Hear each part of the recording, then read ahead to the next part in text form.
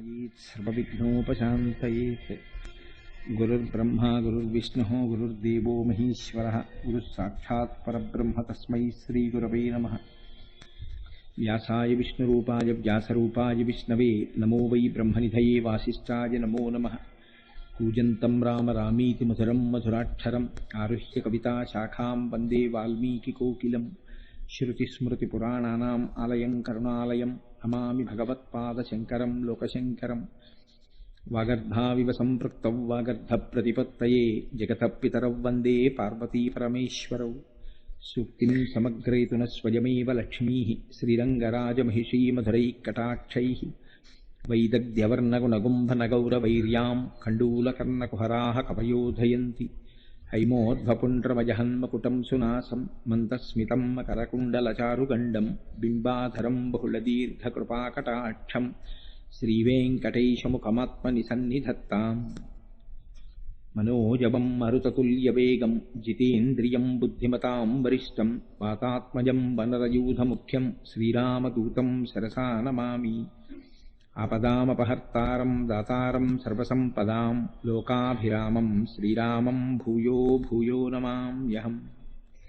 सिन्दूरारुणविग्रहां त्रिनयनां माणिक्यमौलिस्फुरत्तारानायकशेखरां स्मितमुखीम् आपीनपक्षूरुहां पाणिभ्याम् अलिपूर्णरत्नचषकं रक्तोत्पलं बिभ्रतीं सौम्यां रत्नघटस्थरक्तचरणां ध्यायेत् परादम्बिकाम्।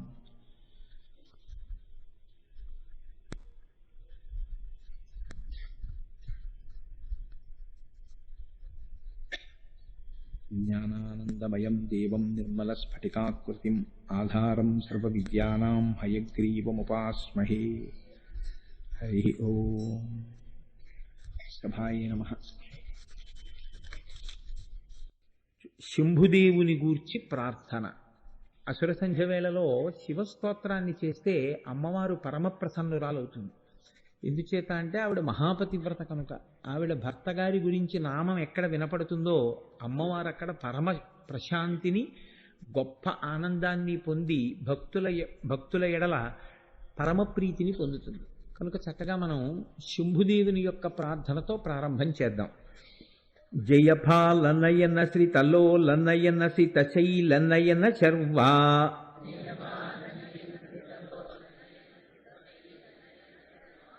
జయ కాల కాల జయ మృత్యు మృత్యు జయ దేవ దేవ శంభో.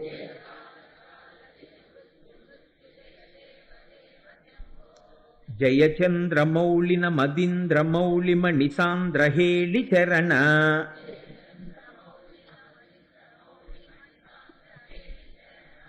జయ యోగ మార్గజిత రాగ దుర్గమునియాగ భాగ భర్గా.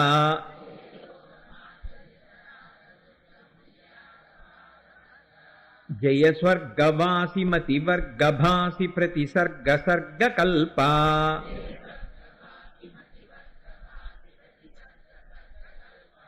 జయ బంధు జీవ సుమ బంధు జీవ సమసాంధ్య రాగ జూట.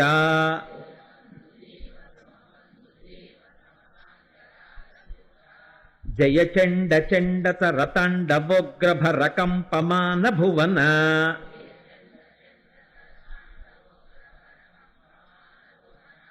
జయ హార హీర ఘన సార సారత రసారదాభ్ర రూపా.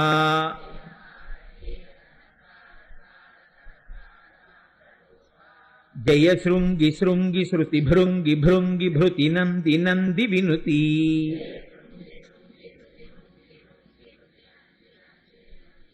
జయ కాల కంఠ కల కంఠ కంఠ సుర సుందరీ స్తుత శ్రీ.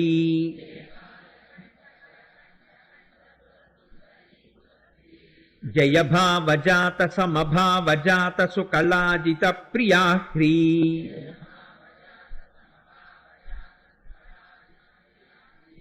జయ దగ్ధ భావ భవ స్నిగ్ధ భావ భవ ముగ్ధ భావ భవన.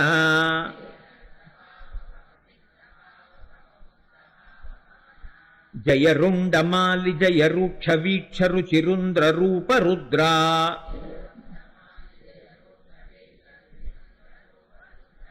జయ నాసికాగ్రనయనోగ్ర దృష్టి జనితాగ్నిభుగ్న విభవా.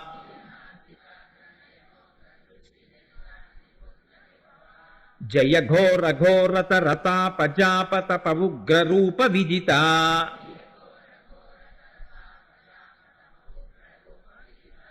జయ కాంతిమాలి జయ క్రాంతికేలి జయ శాంతిశాలి శూలి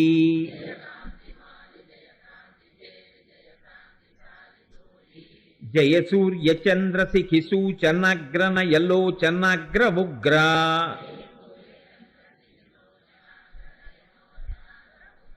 జయ బ్రహ్మ విష్ణు పురుహూత ముఖ్య సురసన్నుతగ్రియుగ్మ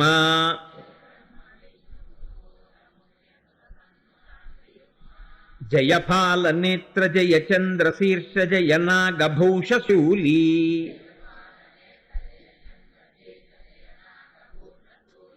జయ కాల కాల జయ మృత్యు మృత్యు జయ దేవ దేవ శంభో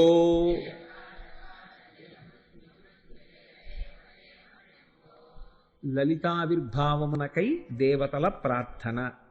విశ్వరూపిణి సర్వాత్మే విశ్వభూతైకనాయకి లలితా పరమేశాని సంవిద్వహ్నే సముద్భవ అనంగరూపిణి పరే జగదానందదాయిని లలితా పరమేశాని సంవిద్వహ్నే సముద్భవ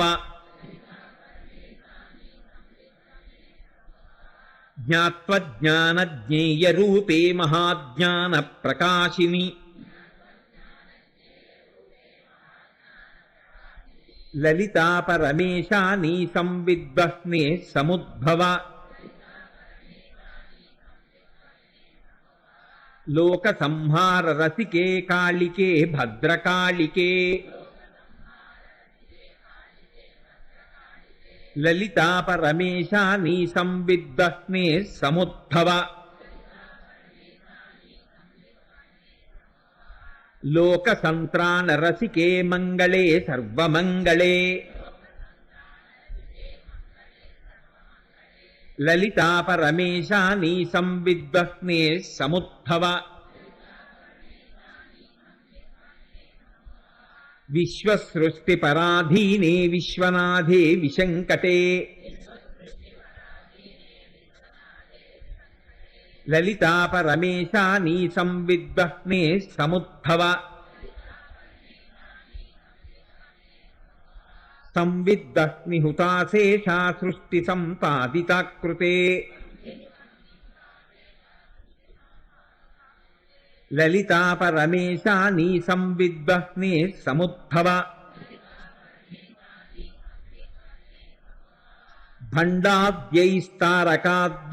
భండాద్యైస్తారకాద్యైశ్చాపీడితానాం సతాం ముదే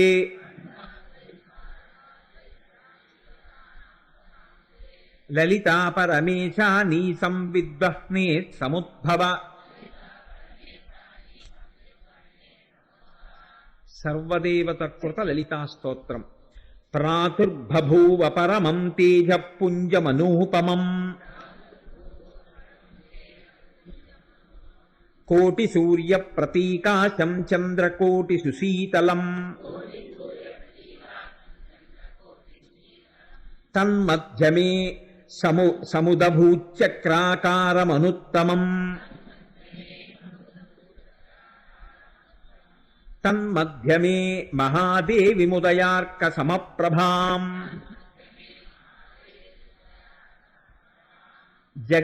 జగదుజ్జీవనాకారాం బ్రహ్మ విష్ణు శివాత్మికాం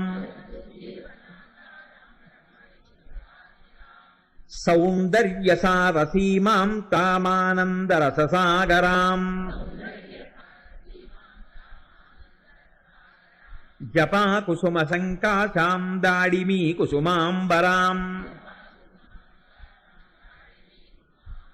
సర్వాభరణ సంయుక్తాం శృంగారైకరసాలయాం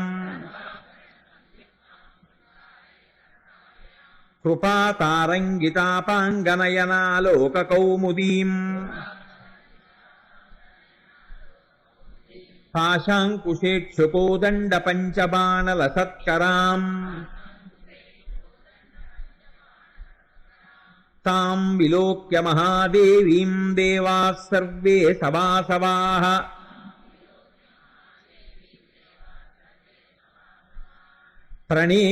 ప్రణేముర్ముదితాత్మానో భూయో భూయోఖిలాత్మికాం.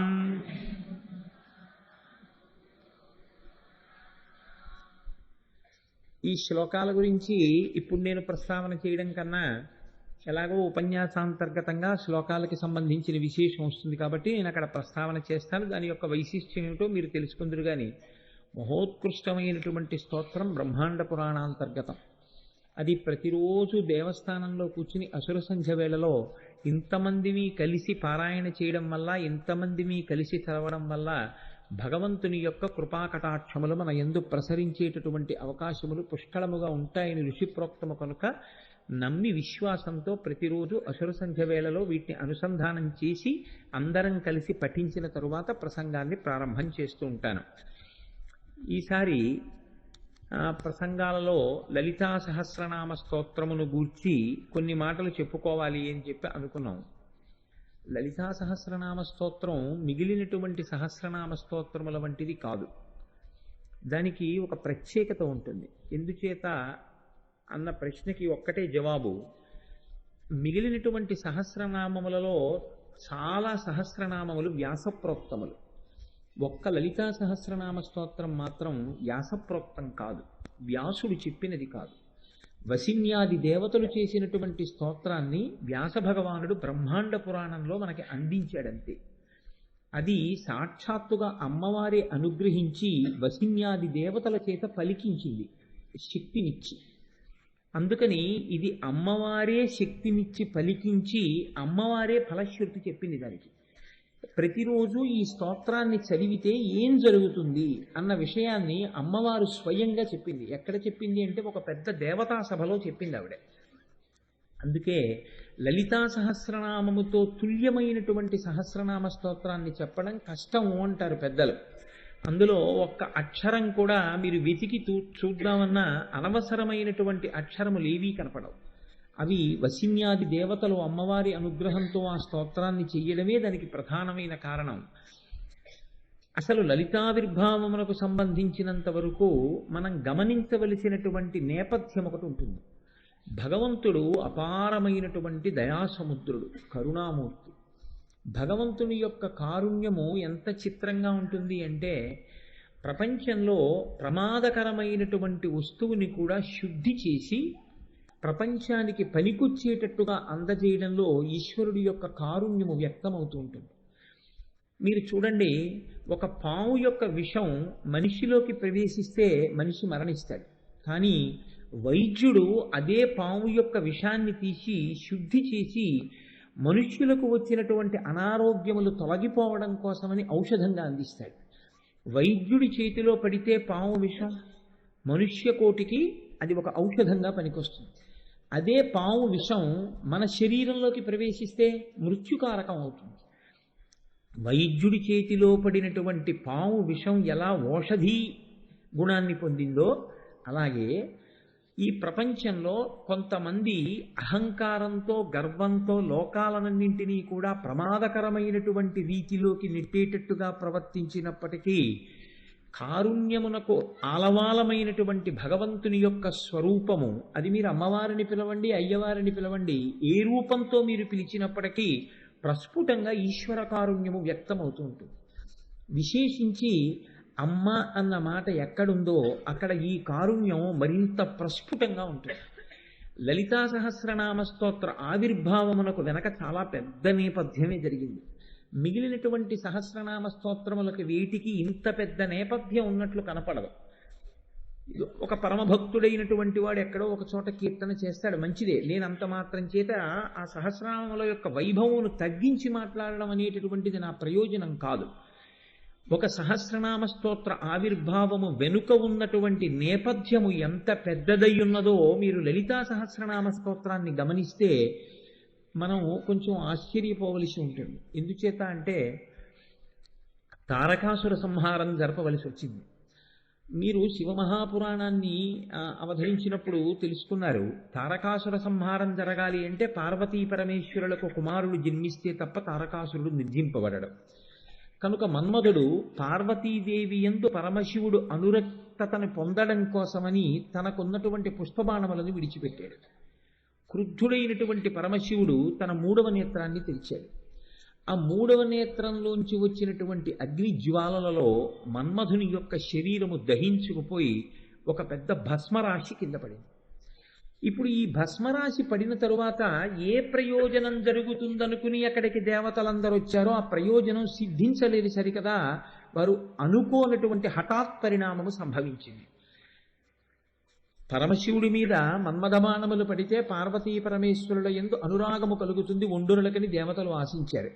కానీ మన్మథ దహనము జరిగింది. అందుకని ఎక్కడి దేవతలు అక్కడే సర్దుకుని వెళ్ళిపోయారు. వెళ్ళిపోయినప్పుడు అక్కడ ఇంకేమీ లేదు. మన్మధుని యొక్క శరీరము కాలిపోయి దాని భస్మరాశి పడి ఉంది. ఒక్కొక్కసారి చాలా తమాషా అయినటువంటి పనులు జరుగుతూ ఉంటాయి. ఇవి కాకతాళీయముగా జరిగాయి అని మీరు అనుకోవడానికి వీలు లేదు. ఎక్కడో ఉంటుంది భగవంతుని యొక్క సంకల్పం. ఆయన ఏదో ఊహ చేస్తాడు, లోకమునకు ఏదో ఒక ప్రయోజనమును అందించాలి. కాబట్టి గణములు అని ఉంటాయి. ఒక గణమునకు నాయకుడైనటువంటి వాడు ఆయనని గణేశ్వరుడు అంటారు. గణేశ్వరుడు అంటే గణములకు నాయకుడు అని. ఒక గణమునకు నాయకుడు గణేశ్వరుడు. చిత్రకర్మ అనేటటువంటి ఆయన ఆ ప్రాంతానికి వచ్చాడు. ఆయన ఈ బూది కుప్పని చూశాడు. నాకు చాలా బాగుంది, ఎంత తెల్లటి బూడిదో, దీంతో ఒక బొమ్మ చేస్తే బాగుంటుంది అనుకున్నాడు.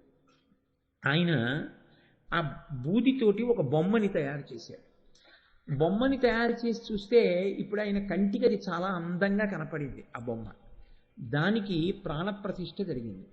ప్రాణప్రతిష్ఠ జరిగితే అందులోంచి ఒక వ్యక్తి లేచాడు.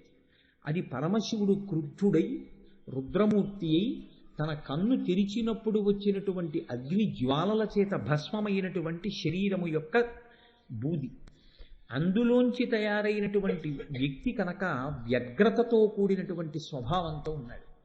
ఇప్పుడు ఆ వ్యక్తిని చూసి చతుర్ముఖ బ్రహ్మగారు అన్నారు, భండ భండ అన్నారు.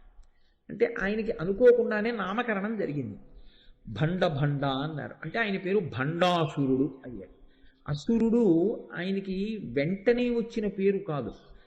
బ్రహ్మగారు ఆయన్ని పిలిచినటువంటి మాట భండ అని పిలిచారు. ఇప్పుడు ఈ భండ అసురుడయ్యాడు. అసురుడైతే రాక్షసుడైతే భండాసురుడు అయ్యాడు. ఈయనతో పాటుగా 2 జన్మించారు. వాళ్ళిద్దరిని ఆయన యొక్క సోదరులు అని పిలిచారు. వాళ్ళు విశుక్రుడు, విషంగుడు. వాళ్ళ పేర్లన్నీ అలాగే ఉంటాయి. ఆ తమాషా ఏమిటో మీరు ఎలాగో లలితా సహస్రనామ స్తోత్రానికి వ్యాఖ్యానం వస్తుంది కాబట్టి అప్పుడు విందురు. కానీ నేను ఇప్పుడు నేపథ్యంగా మాత్రమే ఆవిష్కరించే ప్రయత్నం చేస్తాను. ఈ విశుక్రుడు, విషంగుడు అనేటటువంటి సోదరులతో కలిసి భండాసురుడు లోకములనన్నింటినీ బాధ పెట్టడం ప్రారంభించాడు. ఎందుచేత అంటే మనకి ఇటువంటి రౌద్ర ప్రవృత్తితో కూడిన వాడు ఒకడు దొరికాడు. పైగా ఆయనకి భగవంతుని యొక్క అనుగ్రహం కలిగింది. రుద్రుని యొక్క అనుగ్రహం కలిగి వరాన్ని పొందాడు. తన ఎదురుగుండా ఈ బ్రహ్మాండంలో ఎవరైనా నిలబడితే, ఈ బ్రహ్మాండంలోని వారు ఎవరైనా ఆయనకి ఎదురు నిలబడితే వాళ్ళ బలంలో సగం ఆయనకి ఎడుతుంది. కాబట్టి కొన్ని వేల సంవత్సరముల దీర్ఘాయుష్మంతుడు. ఇటువంటి వాడే మనకు కావాలి మన శత్రువులందరితో పోరాటం చెయ్యాలంటే. కాబట్టి ఇప్పుడు రాక్షసులందరూ వచ్చి ఈ భండాసురుణ్ణి నాయకుడిగా మూర్ధాభిషిక్తుణ్ణి చేసేసారు. చేసేసి ఇప్పుడు ఆయనకి విశుక్రుడు, విషంగుడు అనేటటువంటి సోదరులు కూడా బయలుదేరారు. వీళ్ళ ముగ్గురు కలిసి అపారమైనటువంటి శక్తివంతులు. అపారమైన శక్తివంతులు కనుక 2 పనులు చేస్తుంటారు. ఒకటి, తాము భోగం అనుభవిస్తారు. 2, ఆ భోగము వేరొకరు అనుభవిస్తే వాళ్ళు తట్టుకోలేరు. అదే రాక్షస ప్రవృత్తి అంటే. శరీరమునకు బలము ఉన్నప్పుడు ఈశ్వరుణ్ణి చేరుకునేటటువంటి ప్రయత్నం ఎవడు చేస్తున్నాడో వాడికి ఈశ్వరానుగ్రహం ఉన్నది అని గుర్తు. శరీరంలో బలం ఉండగా అది కేవలము భోగమునకు మాత్రమే వాడుకున్నవాడు ఆపదని గమనించలేకపోతున్నాడు. కాలము వెళ్ళిపోతోందని తెలుసుకోలేకపోతున్నాడు. తాను భోగమునందు లాలసతో ఉండడమే కాకుండా వేరొకడు ఎటువంటి భోగమును అనుభవించకూడదనేటటువంటి దృష్టికోణం కూడా పొంది ఉన్నటువంటి వాడినే రాక్షసుడు అని పిలుస్తారు. కాబట్టి ఇప్పుడు రాక్షసుల యొక్క చిలిమి చేశారు, రాక్షసులకు నాయకులయ్యారు. ఈ భండాసురుడికి 4 భార్యలు, సమ్మోహిని, కుముదిని, చిత్రాంగి, సుందరి. 4 భార్యల్ని చేసుకున్నాడు. పరమ సంతోషంగా కాలం గడుపుతున్నాడు. కాలం గడుపుతుంటే ఒకనాడు విశుక్రుడు, విషంగుడు, భండాసురుడు ఒక చోట సమావేశం అయ్యారు.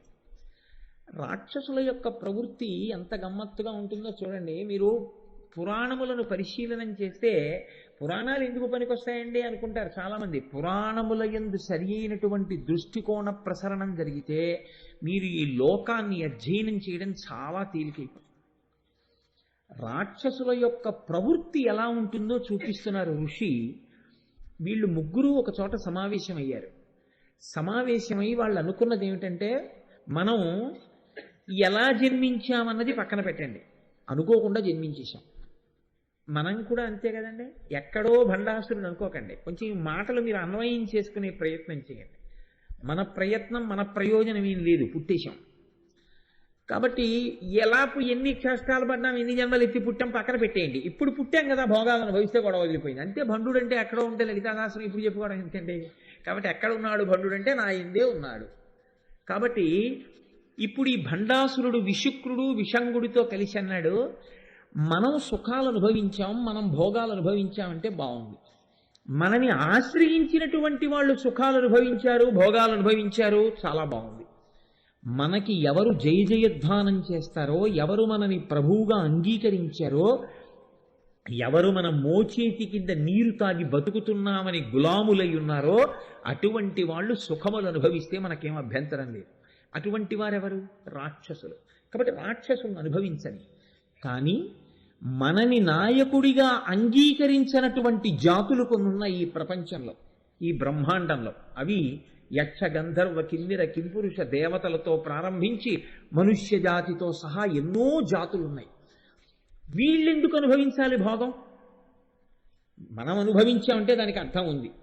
సుఖం అనుభవిస్తాం, వాడెందుకు అనుభవించాలి సుఖం? మీరు చూడండి, ఒక్కొక్కడు తాను సుఖపడతాడు, ఇంకొకడు సుఖపడ్డాన్ని చూడలేడు. మీరు చూడండి, కొంతమంది దగ్గర ఒక గమ్మత్తు ఉంటుంది. తను కూర్చుని ఉంటాడు, వేరొకరిని కూర్చోమని అండం. ఎందుకనంటే లోపల భండుడు ఉన్నాడు. నేను కూర్చోవచ్చు, ఆయన కూర్చోవడం ఏమిటి నా ముందు అంటే కూర్చోమండం. ఎందుకు అనలేడు అంటే కుర్చీ ఖాళీగా అన్నా ఉంచుతాడు తప్ప తన ముందు కూర్చోవడం అంగీకరించలేడు. ఇటువంటి స్థితి భండాసురుడైతే దీన్ని అధిగమించి తన కష్టాన్ని పక్కన పెట్టి అవతల వాళ్ళ యొక్క కష్టం గురించి ఎక్కువ ఆలోచించగలగడం దైవత్వం. అంతే తేడా. చంద్రశేఖర పరమాచార్య స్వామి ఒకరోజు ఆశ్రమం అధికారులు చూస్తే ఒప్పుకునేవారు కాదు. మీరు ఈ వయస్సులో ఇలాగే మాట్లాడుతుంటే మీ ఆరోగ్యం ఏమైపోతుందని బెంగపెట్టుకునేవారు. ఒకరోజు పాపం ఆ పీఠం మేనేజర్ గారు ఏదో పని మీద ఎక్కడికో వెళ్ళారు. మంచి అవకాశం దొరికింది అనుకున్నారు పరమాచార్యుల వారు. ఓ గడ్డిమావు దగ్గర కూర్చున్నారు. ఆయన కూర్చునే ప్రదేశాలు కూడా అలాగే ఉంటాయి, ఎందుకంటే అక్కడ ఆవులు తిరుగుతాయి, అందుకని ఆయనకి పరమ ప్రీతి. ఓ గడ్డిమావు దగ్గర కూర్చున్నారు.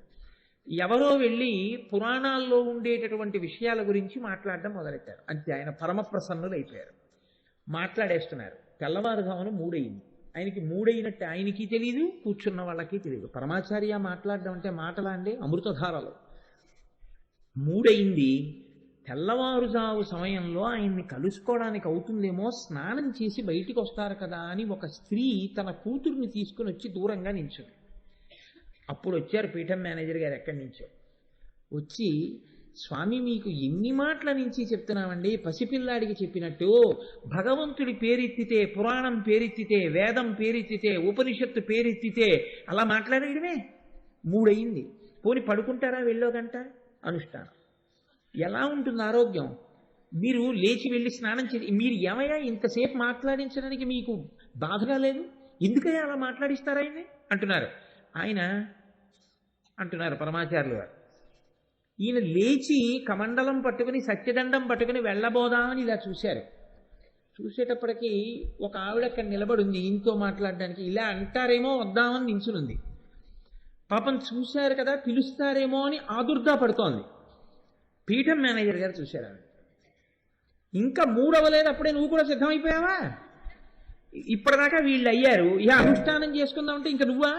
అన్నారు. అంటే ఆయన అన్నారు, ఏమో నీకు చెప్పడం మర్చిపోయాను, ఒక్కసారి వెళ్ళి దేవాలయం దగ్గర కొద్దిగా విభూతి ఉంటుంది అక్కడ ఒక్కసారి పట్టరా అన్నారు. అంటే మరి స్వామివారి ఆజ్ఞ కాదనకూడదు, గబగబా వెళ్ళారు పీఠం మేనేజర్ గారు. ఆయన గబగబా ఇల్లారా అన్నారు. అని ఏమమ్మా ఎందుకు నిల్చున్నావు చీకట్లో అంతసేపు, ఏమి చెప్పు నీకు కారణం. ఆవిడ ఏదో చెప్పింది, ఆయన తీసుకొచ్చారు, ఆ విభూతి ఆవిడకి ఇచ్చేయని వెళ్ళిపోయారు. అంటే తన కష్టం గురించి చూసుకునేటటువంటి లక్షణాన్ని కూడా అధిగమించేసి అవతల వాళ్ళ కష్టం ఒక్కటే ఆలోచించగలిగినటువంటి స్థితికి మహాపురుషులు వెళ్ళిపోతారు. కేవలం తన భోగం తన సుఖం తప్ప ఇతరులు అటువంటి సుఖాన్ని కాని భోగాన్ని కాని అనుభవించకూడదని చూసేటటువంటి వాడు రాక్షస ప్రవృత్తి కలిగిన వాడు. కాబట్టి ఇప్పుడు భండుడికి వచ్చిన ఆలోచన ఏమిటి? మనం భోగం అనుభవిస్తున్నాం, బాగుంది. మనని నమ్మిన వాళ్ళు భోగం అనుభవిస్తున్నారు, బాగుంది. మన నాయకత్వం లేని వాళ్ళు, మనని నాయకుడిగా అంగీకరించని వాళ్ళు ఎందుకు భోగాలు అనుభవించాలి? వాళ్ళు అనుభవించకూడదు. కాబట్టి భోగం అనుభవించకూడదు అంటే ఏం చెయ్యాలి? వాళ్ళు చాలా చమత్కారమైన ఆలోచన చేశారండి. సృష్టిలో బహుశः ఏ రాక్షసులకి రాలేదు ఇటువంటి ఆలోచన. వాళ్ళు అన్నారు, మనం ఒక పని చేద్దాం, సుఖములన్నింటికీ ఆలవాలము ఎక్కడుందో దాన్ని నిర్వీర్యం చేద్దాం. కాబట్టి మనలో భండుడు స్వర్గలోకానికి వెడతాడు, విశుక్రుడు భూలోకానికి వెడతాడు, విషంగుడు రసాతలానికి వెడతాడు. ముగ్గురం స్థూల శరీరాలతో వెళ్ళద్దు, సూక్ష్మ శరీరాలతో వెడదాం. వెళ్ళిన ప్రతి చోట మనం చెయ్యవలసిన పని ఒక్కటే. ఏమిటి ఆ పని అంటే, పురుషులకు పుంసత్వము లేకుండా నశింపచేసేద్దాం. స్త్రీల యందు రసోత్పాదనం లేకుండా, రేతస్సు లేకుండా స్త్రీలని చేసేద్దాం. స్త్రీకి స్త్రీ సహజమైనటువంటి స్థితి ఉండదు, పురుషుడికి పుంసత్వం ఉండదు. ఇప్పుడు స్త్రీ పురుషుల మధ్య భోగీచ్ఛ ఉండదు. స్త్రీ పురుషుల మధ్య భోగీచ్ఛ లేని నాడు, అసలు ఆ సంతోషము అన్నది కొరవడిపోయిన నాడు, మనస్సుని సంతోషంగా ఉంచుకోవడము అనేటటువంటి ప్రయత్నమే లేని నాడు లలిత కళలు నశించిపోతాయి. సంగీతం వినరు ఎవరు నృత్యం వినరు, ఎవరు చక్కగా ఎక్కడో ఏదో మంచి కార్యం జరుగుతోందంటే వినరు. ప్రతివాడు ఏమైపోతాడంటే నీరసపడిపోతాడు. ఈ నీరసపడిపోతే ఏమైపోతుందంటే ఎక్కడ ఏవీ జరగవు. ఇలా నీరసపడిపోతే కొన్నాళ్ళకి ఏమైపోతుంది? స్త్రీ పురుషుల మధ్య భోగేచ్ఛ లేదు. భోగేచ్ఛ లేదు కాబట్టి ప్రత్యుత్పత్తి లేదు. ప్రత్యుత్పత్తి లేదు కాబట్టి భోగము లేదు, ప్రత్యుత్పత్తి లేదు. కాబట్టి ఆ జాతులు తమంత తాము నశించిపోతాయి. కొన్నాళ్ళకి దేవతలందరూ ఏమైపోతారు? నశించిపోతారు. కొన్నాళ్ళకి మనుష్యులందరూ ఏమైపోతారు? నశించిపోతారు. కొన్నాళ్ళకి జంతులోకం అంతా ఏమైపోతుంది? నశించిపోతుంది. సర్పజాతి ఏమైపోతుంది? నశించిపోతుంది. ఎవరు మిగిలిపోతారు ఈ భోగేచ్ఛతో ఉండి? రాక్షసుల ఒక్కళ్ళే మిగులుతారు. మనకి భోగము మిగలాలి, భోగం అనుభవించడానికి మనం తప్ప మరొకడు ఉండనుకోవడం. అంటే అసలు ఆ కోరిక ఎంత దూరం వెళ్ళిపోయిందో చూడండి. ఇప్పుడు వీళ్ళు ముగ్గురు బయలుదేరి సమస్త లోకముల యందుండేటటువంటి అన్ని జాతుల వారి యందు పురుషులకు పుంసత్వం లేకుండా చేశారు. పుంస్త్వము లేదు. స్త్రీల యందు రసము రేతస్సు లేదు. అక్కడ మహర్షి ఒక అందమైన మాట అంటారు, రసయేవ పరం బ్రహ్మ రసయేవ పరాగతి రసోహి కాంతిధ పుంసాం రసో రేత ఇతి స్మృత. మనుష్యుల యందు ఈశ్వరానుగ్రహం చేత పెరిగేటటువంటి ఆ వీర్య రేతస్సులే కాంతిగా, స్మృతిగా, ఉత్సాహంగా, ప్రాణశక్తిగా ద్యోతకమవుతూ ఉంటాయి. అవి నశించిపోవడం ప్రారంభిస్తే సమస్త జీవకోటి నీరసపడిపోతుంది. కాబట్టి జీవకోటి అన్ని చోట్ల నీరసపడింది. ఆఖరికి రసాతలంలో ఉండేటటువంటి సర్పజాతులు పడగలెత్తడం కూడా మానేసి, ఎక్కడా లలిత కళలు లేవు, ఎక్కడా కచేరీలు లేవు, ఎక్కడా సంగీతం లేదు, ఎక్కడా నృత్యం లేదు, ఎక్కడా ఏ సభలు లేవు, ఎక్కడా ప్రవచనాలు లేవు, ఎక్కడా హోమాలు లేవు, యజ్ఞాలు లేవు, యాగాలు లేవు. ఏమిటో ఎవరిని చూసినా అలా దిగాలుగా కూర్చుని ఉంటారు. ఒకరిని ఒకరు చూసుకోరు, ఒకరిని ఒకరు చూసి చిరునవ్వులు ఉండవు, ఒకరిని ఒకరు చూసి సంతోషాలు ఉండవు. వీళ్ళు యుద్ధం చేయలేదు. యుద్ధం చెయ్యకుండా లోకమునందు కామప్రళయాన్ని సృష్టించాడు భండాసురుడు. ఇది లలితా సహస్రనామ స్తోత్ర ఆవిర్భావమునకు నేపథ్యం. ఇప్పుడు ఎవరికైనా అసలు మనం ఎందుకు ఇలా ఉన్నాం అని ప్రశ్న వేసుకుందామన్న ఉత్సాహం లేదు అసలు. సమస్త జాతులు నీరసపడిపోయాయి, సమస్త లోకాలు నీరసపడిపోయాయి. ప్రత్యుత్పత్తి లేదు, జాతులు నశించిపోవడం ప్రారంభమైపోయింది. అయిపోయి ఎక్కడ మళ్ళీ ఆ జాతులు పెరగకుండా నీరసించిపోతున్నాయి. లోకమంతా రాక్షసగణాలు పెరిగిపోతున్నాయి. ఎక్కడ చూసినా భండాసురుడి నాయకత్వమే వర్ధిల్లుతోంది. ఈ స్థితిలో ఒక చిత్రమైనటువంటి స్థితి ఏర్పడింది. దేవతలు గుర్తించారు ఇదంతా భండాసురుడి వలన జరుగుతోంది. వాడు తన సోదరులతో కలిసి పైకి కనపడకుండా మిగిలినటువంటి రాక్షసులలా యుద్ధం చెయ్యకుండా సూక్ష్మ రూపంతో అన్ని లోకములలో ప్రవేశించి అన్ని జాతుల యొక్క తేజస్సుని పాడి చేస్తున్నాడు. ఇప్పుడు ఈ భండాసురుణ్ణి నశింప చెయ్యాలి అంటే ఎవరు నశింప చేస్తారు? స్థితికారుడు కనుక ఎప్పుడైనా ఇటువంటి రాక్షసులతో ఇబ్బంది వస్తే ఇంతకుముందు మనని రక్షించిన వాడు కనుక భగవానుడు శ్రీ మహావిష్ణువుని ప్రార్థన చేద్దాం. అందరూ కలిసి వైకుంఠానికి వెళ్ళారు. ఆయన్ని ప్రార్థన చేశారు. ఆయన అన్నారు, ఇత పూర్వం నేను అవతారములను స్వీకరించి మిమ్మల్ని అందరినీ కాపాడినటువంటి మాట పరమ యథార్థం. కానీ ఈ బ్రహ్మాండమునకు సంబంధించినంత వరకు భండాసురుడి దగ్గర ఒక వరం ఉంది. ఆయన ముందు ఈ బ్రహ్మాండంలో ఉన్నటువంటి ఎవ్వరూ పనికిరారు, సగం బలాన్ని తీసుకుంటాడు. కాబట్టి ఇప్పుడు ఈ బ్రహ్మాండానికి ఆవలి ఉన్న వారిని తీసుకొచ్చి ఈ బ్రహ్మాండంలో ఉన్న భండాసురుణ్ణి నిర్జింపచేయాలి. అందుకే బ్రహ్మాండము అంటే కోడిగుడ్డులా ఉంటుంది అని ఆ రోజుల్లో ఋషులు పేరు దానికి బ్రహ్మాండము, అండము, గుడ్డు అన్న పేరు పెట్టారు. ఆ తర్వాత కాలంలో ఎప్పుడో ఈ మధ్య అదంతా ఓవెల్ షేప్లో ఉంటుంది, ఇలా ఉంటుంది, గుడ్డులా ఉంటుంది అని చెప్పారు. కానీ ఎప్పుడు చెప్పిన మాట అండి ఋషులు ఇది. కాబట్టి ఇప్పుడు ఈ బ్రహ్మాండమునకు బయటికి వెళ్ళాలి. మనం వెళ్ళి పిలవాలి దేవతల్ని, ఒక మహానుభావుణ్ణి పిలవాలి, ఒక తల్లిని పిలవాలి, ఆవిడ రావాలి. ఆవిడ వస్తే భండాసురుణ్ణి నిర్జిస్తుంది. ఇప్పుడు మనందరం అసలు బయటికి వెళ్ళడం ఎలాగని అడిగారు. అడిగితే ఒక గొప్ప యజ్ఞం ఒకటి చెయ్యాలి. హిమాలయ పర్వతం మీద కొన్ని వందల ఎకరాలలో ఆ యజ్ఞ ప్రాంగణాన్ని ఏర్పాటు చేయాలి. చాలా గొప్పగా చెప్పారండి. ఇవన్నీ చేస్తే వాడికి తెలియకుండా ఉంటుందా? వాడు గూఢచారులతో తిరుగుతున్నాడు. ఎక్కడ ఎవడు కదిలినా వాడు పసిగడతాడు. ఏం చేయడం? వాడికి ఎప్పుడూ ఉన్న కోరిక ఏమిటి? ఇతరులు అనుభవించకూడదు, తాను భోగం అనుభవించాలి కదా. కాబట్టి వాడు బాగా భోగం అనుభవించడం కోసమని ఇంతకుముందు ఎప్పుడూ వాడు కని విని ఎరుగనటువంటి 2 కాంతల్ని నేను సృష్టిస్తాను, అక్కడికి పంపుతాను. వాడు ఆ కాంతలతో రతికేళిలో మునిగి తేలుతూ ఉంటాడు, ఆ సుఖమునందు ఉంటాడు. అప్పుడు మనం నిశ్శబ్దంగా ఎవ్వరికీ తెలియకుండా ఇక్కడ హోమగుండాన్ని నిర్మాణం చేద్దాం. పదండని చెప్పి శ్రీ మహావిష్ణువు దేవతలందరినీ వెంట పెట్టుకుని బ్రహ్మాండము యొక్క అంచు దగ్గరికి తీసుకుని వెళ్ళాడు. ఇప్పుడు ఈ అంచులోంచి బయటికి వెళ్ళాలి. బ్రహ్మాండం బయటికి వెళ్ళి బ్రహ్మాండం బయట ఉన్న వారిని ఆహ్వానం చెయ్యాలి. అందుకని ఇప్పుడు వీళ్ళు వెళ్ళి ఆ బ్రహ్మాండానికి రంధ్రం చేశారు. రంధ్రం చేసి అంచులోంచి మెల్లిగా రంధ్రంలోంచి బ్రహ్మాండము యొక్క పైభాగమునకు వెళ్ళారు. అవతల భాగానికి వెళ్ళి నిలబడ్డారు. వెళ్ళి నిలబడితే ఏముంటుంది?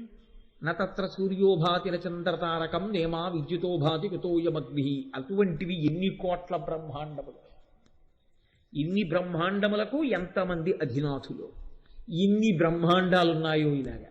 ఇప్పుడు ఎవరొచ్చి రక్షిస్తారు? ఎవరిని పిలవాలి? వాళ్ళకి అనుమానం వచ్చింది. ఇప్పుడు వాళ్ళన్నారు, మనం పిలుద్దాం.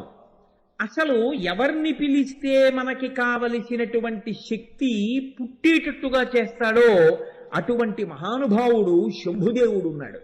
ఆయన్ని మనందరం ఎలుగెత్తి పిలుద్దాం. పిలిస్తే తప్పకుండా పలుకుతాడు. కనుక రండి, అందరూ కలిసి స్తోత్రం చెయ్యండి శంభుదేవుణ్ణి అన్నారు. ఆ శంభుదేవుడి గురించి మీరు చేసినటువంటి ప్రార్థనే మనందరం చేశామే ప్రారంభంలో. అదే దేవతలందరూ పరమశివుణ్ణి ఉద్దేశించి ఆ శంభుదేవుణ్ణి ఉద్దేశించి పిలిచారు. జయపాలనయన శ్రీ కలోలనయన చితశైలనయన శర్వా జయకాల కాల జయ మృత్యు మృత్యు జయ దేవ దేవ శంభో. ఇందాక మీరు చదివారు కదా, అదే స్తోత్రాన్ని దేవతలందరూ కలిసి పిలిచారు. పిలిస్తే అందులో మీరు పెద్ద వివరణ చెయ్యవలసింది ఏముండదు. అందులో పరమశివుని యొక్క గుణములన్నీ ఆవిష్కరింపబడి ఉంటాయి. శంభుదేవుడు అక్కడికి వచ్చాడు. వచ్చి ఆయన అన్నాడు, మీకు కలిగినటువంటి విపత్తు నుంచి మిమ్మల్ని ఉద్ధరించాలి అంటే లలితాపరాభట్టారిక స్వరూపం ఆవిర్భవించాలి. అటువంటి స్వరూపం ఆవిర్భవించాలి అంటే ఒక గొప్ప యజ్ఞం ఒకటి మనం చెయ్యాలి. ఆ హోమగుండంలోంచి అమ్మవారు పైకొస్తుంది. శ్రీ మహావిష్ణువు ఇప్పటికే భండాసురుణ్ణి మోహమునందు ముంచెత్తడానికి 2 వనితల్ని సృష్టించారు.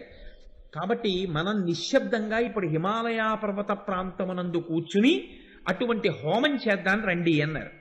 అందరూ వెళ్ళారు. ఒక పెద్ద యజ్ఞగుండాన్ని అక్కడ తయారు చేశారు. కూర్చుని ఇప్పుడు ఆ యజ్ఞగుండంలో అగ్నిహోత్రాన్ని ప్రతిష్ఠించాలి. అప్పుడు కదండి అందులోకి హవిస్సులు ఇచ్చి పిలవడం అమ్మవారిని. ఇప్పుడు ఈ అగ్నిని తీసుకొచ్చి పెట్టడానికి మీరు మొన్న చూశారు, ఇక్కడ వెంకటాచల వైభవం జరుగుతున్నప్పుడు ఆరణి మంధనము అని చేస్తారు. ఇటువంటి అగ్నిని పుట్టించవచ్చు, కానీ పుట్టిస్తే అప్పుడు ఆ అగ్ని ఏ బ్రహ్మాండంలోది? ఈ బ్రహ్మాండంలోదే అవుతుంది. ఈ బ్రహ్మాండంలో ఉన్న అగ్నితో మీరు ఏదైనా చేస్తే వాడు సంకల్పం చేస్తే అందులో సగం తీసేసుకుంటాడు. కాబట్టి ఇప్పుడు ఇక్కడ అగ్ని పనికిరాదు. కాబట్టి ఇప్పుడు అగ్ని ఎలాగా అని ఆలోచించారు. వాడు ఎంత ఉపద్రవం తీసుకొచ్చాడో చూడండి భండాసుడు. అంటే ఇప్పుడు శంభుదేవుడు అన్నాడు, మనకి గార్హపత్య అగ్ని, ఆహవనీయ అగ్ని, దక్షిణాగ్ని అని 3 అగ్నులు ఉన్నాయి. కానీ ఇప్పుడు ఈ 3 అగ్నులతో కుదరదు కనుక నేను చిదగ్ని అనబడేటటువంటి అగ్నిని వాయు రూపంలో బ్రహ్మాండం బయనించి ఆ బ్రహ్మాండమునకు చేయబడిన రంధ్రంలోంచి తీసుకొచ్చిన వాయువుని ఈ హోమగుండంలోకి ప్రవేశపెట్టి అగ్నిని రగలుస్తాను. దాన్ని చిదగ్ని అంటారు. ఇప్పుడు ఈ చిదగ్ని గుండంలో మీరు హవిస్సులు ఇవ్వండి. హవిస్సులు ఇచ్చేటప్పుడు మీరు సామాన్యమైనటువంటి పదార్థమును వేస్తాను అంటే మీరు చేసినటువంటి యజ్ఞము చేత ప్రీతి చెంది అమ్మవారు ఆవిర్భవించడానికి చాలా కాలం పట్టచ్చు. మనకి మళ్ళీ భండుడు మేల్కొనే లోపల అమ్మవారి ఆవిర్భావం జరిగిపోవాలి. కాబట్టి మీ ఆర్తి ప్రకటనం జరగాలి, తొందరగా రమ్మని పిలవాలి. కాబట్టి హవిస్సుల కొరకు వేరొకటి వాడకండి. మీరు దేవతలు కనుక మీ శరీరావయవములను కోసినంత మాత్రం చేత మీకు మృత్యువు రాదు. అది ఇతరులైతే శరీరావయవములను కోసేసుకుంటే మృత్యువు పాలైపోతారు. మీకు ఆ భయం లేదు. కాబట్టి మీరు మీ శరీరావయవములను ఖండించి అగ్నిహోత్రంలో వ్రేల్చండి, హవిస్సులుగా ఇవ్వండి. అంటే మీ ఆర్తి ప్రకటనం జరుగుతున్నప్పుడు అప్పుడు అందులోంచి అమ్మవారు ఆవిర్భవిస్తుంది. ఇది దేవతలకు కాబట్టి సరిపోయింది. అలా ఆర్తి ప్రకటనానికి అందరటువంటి పనులు చేయమని కాదు దాని ఉద్దేశం. కాబట్టి ఇప్పుడు హోమగుండంలో దేవతలు తమ యొక్క శరీర ఖండములను తీసి ఆ అగ్నిహోత్రంలో సమర్పించి అమ్మవారిని ప్రార్థన చేశారు. అమ్మా నువ్వు ఆవిర్భవించాలి అని ఆనాడు శంభుదేవుడు అష్టకారికలతో ప్రార్థన చేశాడు. అదే సముద్భవ సముద్భవ, అమ్మా నువ్వు ఆవిర్భవించు, అమ్మా నువ్వు ఆవిర్భవించు, అమ్మా నువ్వు ఆవిర్భవించు అంటూ 8 శ్లోకాలున్నాయే ఆనాడు బ్రహ్మాండ పురాణంలో శంభుదేవుడు చదివినటువంటి అష్టకారికలు. వాటిని దేవతలందరూ చదివారు. అలా చదివితే అమ్మవారి యొక్క ఆవిర్భావం ప్రారంభమైంది ఆ చిదగ్నిగుండంలోంచి. ఇప్పుడు వీళ్ళందరూ అలా హోమం చేస్తూ అలా యజ్ఞములో తమ శరీర ఖండములను వ్రేలుస్తూ అమ్మవారిని ప్రార్థన చేస్తుంటే అమ్మవారి యొక్క అనుగ్రహము కలిగి మాంసనేత్రము చేత చూడడానికి వీలు కానటువంటి పరబ్రహ్మస్వరూపిణి అయినటువంటి అమ్మవారు అందరికీ కనపడేటటువంటి రూపంతో అనేక కోట్ల బ్రహ్మాండములకు నాయకురాలైనటువంటి తల్లి, మణిద్వీపంలో కూర్చుని ఇన్ని బ్రహ్మాండములను శాసించగలిగినటువంటి తల్లి ఈ బ్రహ్మాండంలో హిమాలయ పర్వతాల మీద ఏర్పాటు చేయబడినటువంటి హోమగుండంలోంచి ఆ తల్లి ఆవిర్భవించడం ప్రారంభించింది. అమ్మవారు ఎప్పుడైతే చిదగ్నిగుండంలోంచి ఆవిర్భవిస్తోందో ఆ స్వరూపాన్ని చూసి దేవతలందరూ ప్రార్థన చేశారు. అమ్మా ఇది లలితా సహస్రనామ స్తోత్రము దేవతలు చేసినది కాదు. మీరు బాగా జ్ఞాపకం పెట్టుకోండి. ఇందాక మనం చదివేమే స్తోత్రం దేవతలు లలితాదేవిని గూర్చి చేసిన ప్రార్థన.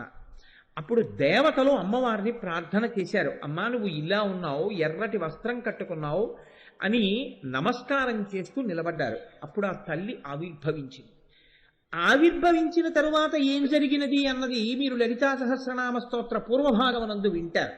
ఆవిడ యుద్ధం ఎలా చేసింది, ఆవిడ ఎలా దేవతా సైన్యాల్ని సృష్టి చేసింది, అప్పటికప్పుడు ఆవిడ వారాహిని ఎలా సృష్టించింది, శ్యామలాదేవిని ఎలా సృష్టించింది, ఆవిడ ఏనుగుల్ని ఎలా సృష్టించింది, గుర్రాలను ఎలా సృష్టించింది, బాలాతల్లిని తన బిడ్డని ఎలా సృష్టించింది, తన భర్తని మహాకామేశ్వరుడిగా ఎలా స్వీకరించింది, యుద్ధం ఎలా చేసింది, ఆఖరికి భండాసురుణ్ణి నిర్జించింది, ఆవిడ సంహరించింది. ఇప్పుడు భండాసురుణ్ణి సంహరించిన తరువాత దేవతలందరూ పరమ ప్రసన్నాన్ని పొందారు.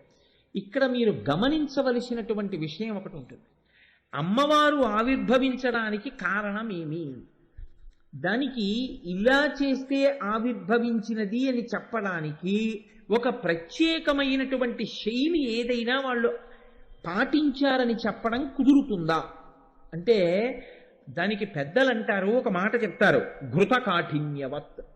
అంటే నెయ్యి కరిగి ఉంటుంది, కరిగి ఉన్నటువంటి నీతికి ఒక రంగు ఉండదు, ఒక రూపం ఉండదు. కానీ దానికి చల్లటి గాలి తగిలిందనుకోండి, వెంటనే అది ఘనీభవిస్తుంది, ఘనీభవించి ముద్దలా అవుతుంది. ఇప్పుడు ముద్దలా ఉన్నటువంటి నీతిని మీరు చేత్తో పట్టుకోవచ్చు, ముద్దలా ఉన్నటువంటి చేతికి ఒక రూపం ఉంటుంది, ఒక రంగు ఉంటుంది, మీకు తెలుస్తుంది. కరిగినటువంటి నెయ్యి చల్లటి గాలికి పేరుకున్నట్టే భగవంతుని యొక్క నిర్గుణమైనటువంటి స్వరూపము భక్తుల యొక్క ఆర్తి అనబడేటటువంటి, భక్తి అనబడేటటువంటి చల్లతనం తగిలితే ఈ కంటితో చూడడానికి వీలైనటువంటి సాకారమును పొందుతుంది. అందుకే అంతటా నిండి నిబిడీకృతమైనటువంటి పరమాత్మ ఒక అవతారమును దాల్చాలి అంటే దానికి ముందు ఒక స్తోత్రం ఉంటుంది, ఒక ప్రార్థన ఉంటుంది. దేవతలో ఋషులో ఎవరో ప్రార్థన చేస్తారు, ఆ ప్రార్థనని మన్నించి భగవంతుడు ఒక రూపాన్ని పొందుతాడు. అందుకే వేదం అజాయమానో బహుధా విజాయతే అంటుంది. ఇన్ని రూపాలు ఎందుకండి సనాతన ధర్మంలో, ఇంతమంది దేవుళ్ళు ఎందుకండి అని అడుగుతుంటారు. నీకెన్ని కష్టాలున్నాయో అన్ని భగవంతు రూపాలు ఉంటాయి. కారణం ఏమిటో తెలుసా అండి? ఒక్కొక్కడికి ఒక్కొక్క కష్టం వచ్చినప్పుడు ఒక్కొక్క రూపంలో ఈశ్వరుడు రావాలని అడిగాడు, ఆ రూపంలో ఈశ్వరుడు వచ్చాడు. చెయ్యగలిగిన నేర్పరితనం ఉండాలి, కానీ ఒక్క కొయ్య దుంగ పట్టుకుని అందులోంచి పిచుకలు చేస్తాడు, అందులోంచి బొమ్మలు చేస్తాడు, దశావతారాలు చేస్తాడు, కుండలు చేస్తాడు, మూకుళ్ళు చేస్తాడు, ఇన్ని చేస్తాడు. ఒక్క కొయ్య ముక్క పట్టుకుని అందులోంచి ఏనుగులు చేస్తాడు, గుర్రాలు చేస్తాడు, ఇన్ని చేస్తాడు. మీరు బొమ్మల గూట్లో ఇవన్నీ పెట్టి పిల్లల్ని తీసుకెడితే ఇవి గుర్రాలు, ఇవి ఏనుగులు, ఇవి దశావతారాలు, ఇవి రాముడు, ఇది ధనస్సు, ఇది కుండ, ఇది మూకుడు, ఇది మూత, ఇన్ని మాటలు చెప్తారు. కానీ అదంతా కొయ్యే. కొయ్యని ఇన్ని రూపములుగా మార్చినటువంటి కమ్మరివాడిలా, మట్టినే ఇన్ని రూపాలుగా మార్చిన కుమ్మరివాడిలా ఈశ్వరుడు ప్రసన్నుడైతే భక్తుల యొక్క భక్తి అనబడేటటువంటి చల్లతనం ఆయనకి తగిలితే ఘనీభవించి భగవంతుడు ఒక రూపాన్ని పొందుతాడు. కాబట్టి ఇప్పుడు లలితాదేవి కూడా ఒక రూపాన్ని అలా పొంది ఆవిడ ఆవిర్భవించింది. ఇప్పుడు ఈ ఆవిర్భవించినటువంటి తల్లి భండాసురుణ్ణి నిర్జించిన తరువాత, మీ అందరికీ కావలసినటువంటి పని నేను చేసి పెట్టాను, భండాసురుణ్ణి నిర్జించాను, ఇప్పుడు లోకములన్నీ ప్రశాంతతని పొందాయి, అందరూ మళ్ళీ ఉత్సాహాన్ని పొందారు, అందరూ మళ్ళీ సంతోషాన్ని పొందారు, అన్ని జాతులు మళ్ళీ పెరుగుతాయి. ఇక నేను బయలుదేరి నా యొక్క మణిద్వీపానికి వెళ్ళిపోతున్నాను, నా యొక్క నిజ స్థావరం ఏదుందో ఆ స్థావరానికి, పరిపాలనా కేంద్రానికి బయలుదేరుతున్నాను అన్నారు. అంటే దేవతలు ఋషులు అందరూ ఆనాడు అమ్మవారిని ప్రార్థన చేశారు. అమ్మా, కష్టం ఎందుకు వచ్చిందో మాకు తెలియదు, కానీ ఇది ఒక గొప్ప అనుగ్రహానికి హేతువైంది. పాము విషం వైద్యుడి చేతిలో పడితే ఓషధి అయినట్టు భండాసురుడు పెట్టినటువంటి కష్టాలకి నిన్ను ప్రార్థన చేయడం మాకు ఒక పెద్ద ఉపకారం చేస్తోంది. నువ్వు ఇక్కడి నుంచి వెళ్ళిపోవడానికి వీల్లేదు. నీవు 16 చోట్ల ఈ భూమండలంలో ఉండాలి, ఈ బ్రహ్మాండంలో. కాబట్టి ఈ 16 చోట్ల నువ్వు ఉన్న ప్రాంతాలని కూడా శ్రీపురములు అని పిలుస్తారు. 16 పేర్లు శ్రీపురములే. కాబట్టి 16 శ్రీపురములను నిర్మించడం కోసమని మేము మయుణ్ణి, విశ్వకర్మని ప్రార్థన చేస్తాం. 16 చోట్ల నువ్వు వెలియాలి తల్లి అన్నారు. ఇప్పుడు మీరు ఆలోచించండి, అంత ఉన్నది కొయ్యని గుర్రంగా మారిస్తే గుర్రం, ఉన్నది కొయ్య ఏనుగ్గా మారిస్తే ఏనుగు, ఉన్నది కొయ్య రాముడిగా చెక్కితే రాముడు, ఉన్నది కొయ్య కృష్ణుడిగా చెక్కితే కృష్ణుడు. కానీ అది మాత్రం కొయ్య, లోపల ఉన్నది కొయ్య లేకుండా మాత్రం ఇవేమీ లేవు. ఇవి లేకపోయినా కొయ్య మాత్రం ఉంటుంది. అలాగే అమ్మవారిని 16 చోట్ల 16 పేర్లతో ఉండమని అడిగారు. వీళ్ళు ఎన్ని పేర్లతో పిలిస్తే ఆవిడికి అభ్యంతరం? మీ ఇష్టం, ఏ పేర్లతో నన్ను ఉండమని కోరుకుంటున్నారు, ఎక్కడెక్కడ ఉండమని కోరుకుంటున్నారు. ఇది భక్తి అంటే. వాళ్ళు అనుగ్రహాన్ని పొంది వదిలిపెట్టలేదు, వాళ్ళు అలా అడిగారు కాబట్టే మనకి లలితా సహస్రం వచ్చింది. వాళ్ళు అన్నారు, అమ్మ నువ్వు 16 చోట్ల నిలబడాలి అన్నారు. ఎక్కడెక్కడా అని అడిగింది తల్లి. మేరు పర్వతం, నిషధ పర్వతం, హేమకూటం, హిమాలయం, గంధమాదనం, నీలగిరి, మేషగిరి, శృంగగిరి, మహేంద్రగిరి, లవణ సముద్రం, ఇక్షు సముద్రం, సురా సముద్రం, ఘృత సముద్రం, దధి సముద్రం, క్షీర సముద్రం, జల సముద్రం. ఈ అన్ని చోట్ల, ఈ 16 చోట్ల నువ్వు స్థిర నివాసివై ఉండాలి. ఏ ఏ పేర్లతో ఉండమంటారు అని అడిగింది తల్లి. ఈ పేర్లు వింటే చాలండి, దేవతలు అమ్మవారిని ప్రార్థన చేసి తెచ్చుకున్నటువంటి పేర్లు. అందుకే ఆ నామములను విన్నంత మాత్రం చేత అమ్మవారి యొక్క అనుగ్రహం కలుగుతూ ఉంటుంది. కామేశ్వరీపురి, భగమాలినీపురి, నిత్యక్లిన్నాపురి, భేరుండాపురి, వస్నివాసినీపురి, మహావజ్రేశ్వరీపురి, శివదూతీపురి, త్వరితాపురి, కులసుందరీపురి, నిత్యాపురి, నీలపతాకాపురి, విజయాపురి, సర్వమంగళాపురి, జ్వాలామాలినీపురి, చిత్రాపురి, మహానిత్యాపురి అని 16 పేర్లతో అమ్మవారి పేరుతో ఉన్నటువంటి పురంగా. అసలు అన్నిటికీ పేరు శ్రీపురాలి. 16 పేర్లతో అమ్మవారు 16 ప్రాంతములలో వెలిసింది. ఆ తల్లి వెలిసిందంటే దేవతల ప్రార్థనని అనుసరించి 16 ప్రాంతములందు నిలబడి ఈ బ్రహ్మాండాన్నంతటినీ ఆ తల్లి తన యొక్క రక్షణ కవచంలోకి తీసుకుంది. ఈ ఆవిర్భవించినటువంటి తల్లి యొక్క స్వరూపానికి ఋషులు ఒక పేరు పెట్టారు. ఆ పేరే లలిత అన్నారు. లలిత అన్న పేరు ఎందుకు పెట్టారు, ఏ కారణం చేత పెట్టారు? ఏదో పెట్టాలని అనిపించి పెట్టారా, లేకపోతే లలిత అని పిలవడం వెనకాతల ఏదైనా హేతు ఉందా అంటే, లోకానతీత్య లలతే లలిత తేన చోచ్యతే. ఈ తల్లి లోకములన్నింటినీ మించిపోయినటువంటి అతిశయంతో కూడినటువంటి తల్లి కనుక, అంతటి సౌందర్యమును పొంది ఉన్న తల్లి కనుక లోకానతీత్య లలతే లలిత తేన చోచ్యతే. ఆ తల్లికి లలిత అని ఉచ్యతే పిలవబడినది. కానీ ఇక్కడ మీరు ఒక విషయాన్ని ఆలోచించండి, కొంచెం మీరు జాగ్రత్తగా పరిశీలనం చేస్తే ఒక విషయాన్ని మీరు గమనించవలసి ఉంటుంది. అమ్మవారు లోకములనన్నింటికన్నా కూడా అతిశయమైనటువంటి అందంతో ఉంది అని మీరు మాట అన్నారనుకోండి, అప్పుడు అది భక్తి అవుతుందా, అమ్మవారి సౌందర్యాన్ని ఎంచడం అవుతుందా? మీరు కొంచెం జాగ్రత్తగా ఆలోచించండి. అమ్మ అందాన్ని బిడ్డలు ఎంచవచ్చా? అమ్మ చాలా అందంగా ఉందండి, బ్రహ్మాండాలన్నింటినీ మించిపోయినటువంటి అందంతో మా అమ్మ ఉంది అని పేరు పెట్టి పిలిచి, అందుకని మేము లలిత అని పిలుస్తున్నాం, అందుకని లోకానతీత్య లలితే లలిత తేన చోచ్యతే అంటూ అసలు అలా అనొచ్చా? అంటే ఇక్కడ పెద్దలు అన్నారు, ఒక విషయాన్ని నువ్వు జ్ఞాపకం పెట్టుకోవలసి ఉంటుంది అన్నారు. ఇది బాహ్య సౌందర్యమును గూర్చి చెప్పినటువంటి మాట నిజమే, కానీ భగవంతుని యొక్క అనుగ్రహం కానీ, లోపల ఉండేటటువంటి మంచితనం కానీ, దయ కానీ, ప్రధానంగా మీరు దయ అన్న విషయం గురించి ఆలోచించండి. ఎందుకంటే అమ్మవారి యొక్క గుణములలో దయ ఒకటి అని ఎవరైనా అన్నారనుకోండి, ఖచ్చితంగా అది తప్పు మాట. అమ్మవారి యొక్క గుణములలో దయ ఒకటి కాదు, అమ్మయే దయ. అమ్మని ఏమనాలంటే ఆవిడ దయాస్వరూపిణి అన్నారు. అమ్మవారి యొక్క ప్రధానమైనటువంటి తత్వమే దయ. ఇప్పుడు ఒక వ్యక్తి పైకి అందంగా ఉండకపోవచ్చు, చూడగానే అబ్బాయి ఏమిటండి ఆయన అలా ఉన్నారు అని మీకు అనిపించవచ్చు, కానీ ఆయన గొప్ప దయాశాలి కావచ్చు. ఒక వ్యక్తి పైకి చాలా అందంగా కనపడచ్చు, కానీ వాడు పరమ మోసగాడు కావచ్చు, నిర్దయుడు కావచ్చు. అందము దయ రెండూ ఒకచోటే ఉండాలి అని మీరు ఎప్పుడైనా ఊహించి నిర్ధారణ చేసి చెప్పగలరా? ఒక ఆయన అందంగా ఉన్నాడు కాబట్టి ఆయన యందు దయ కూడా ఉంటుందండి ఖచ్చితంగా అని మీరు నిర్ధారణ చేయగలరా? చేయలేరు.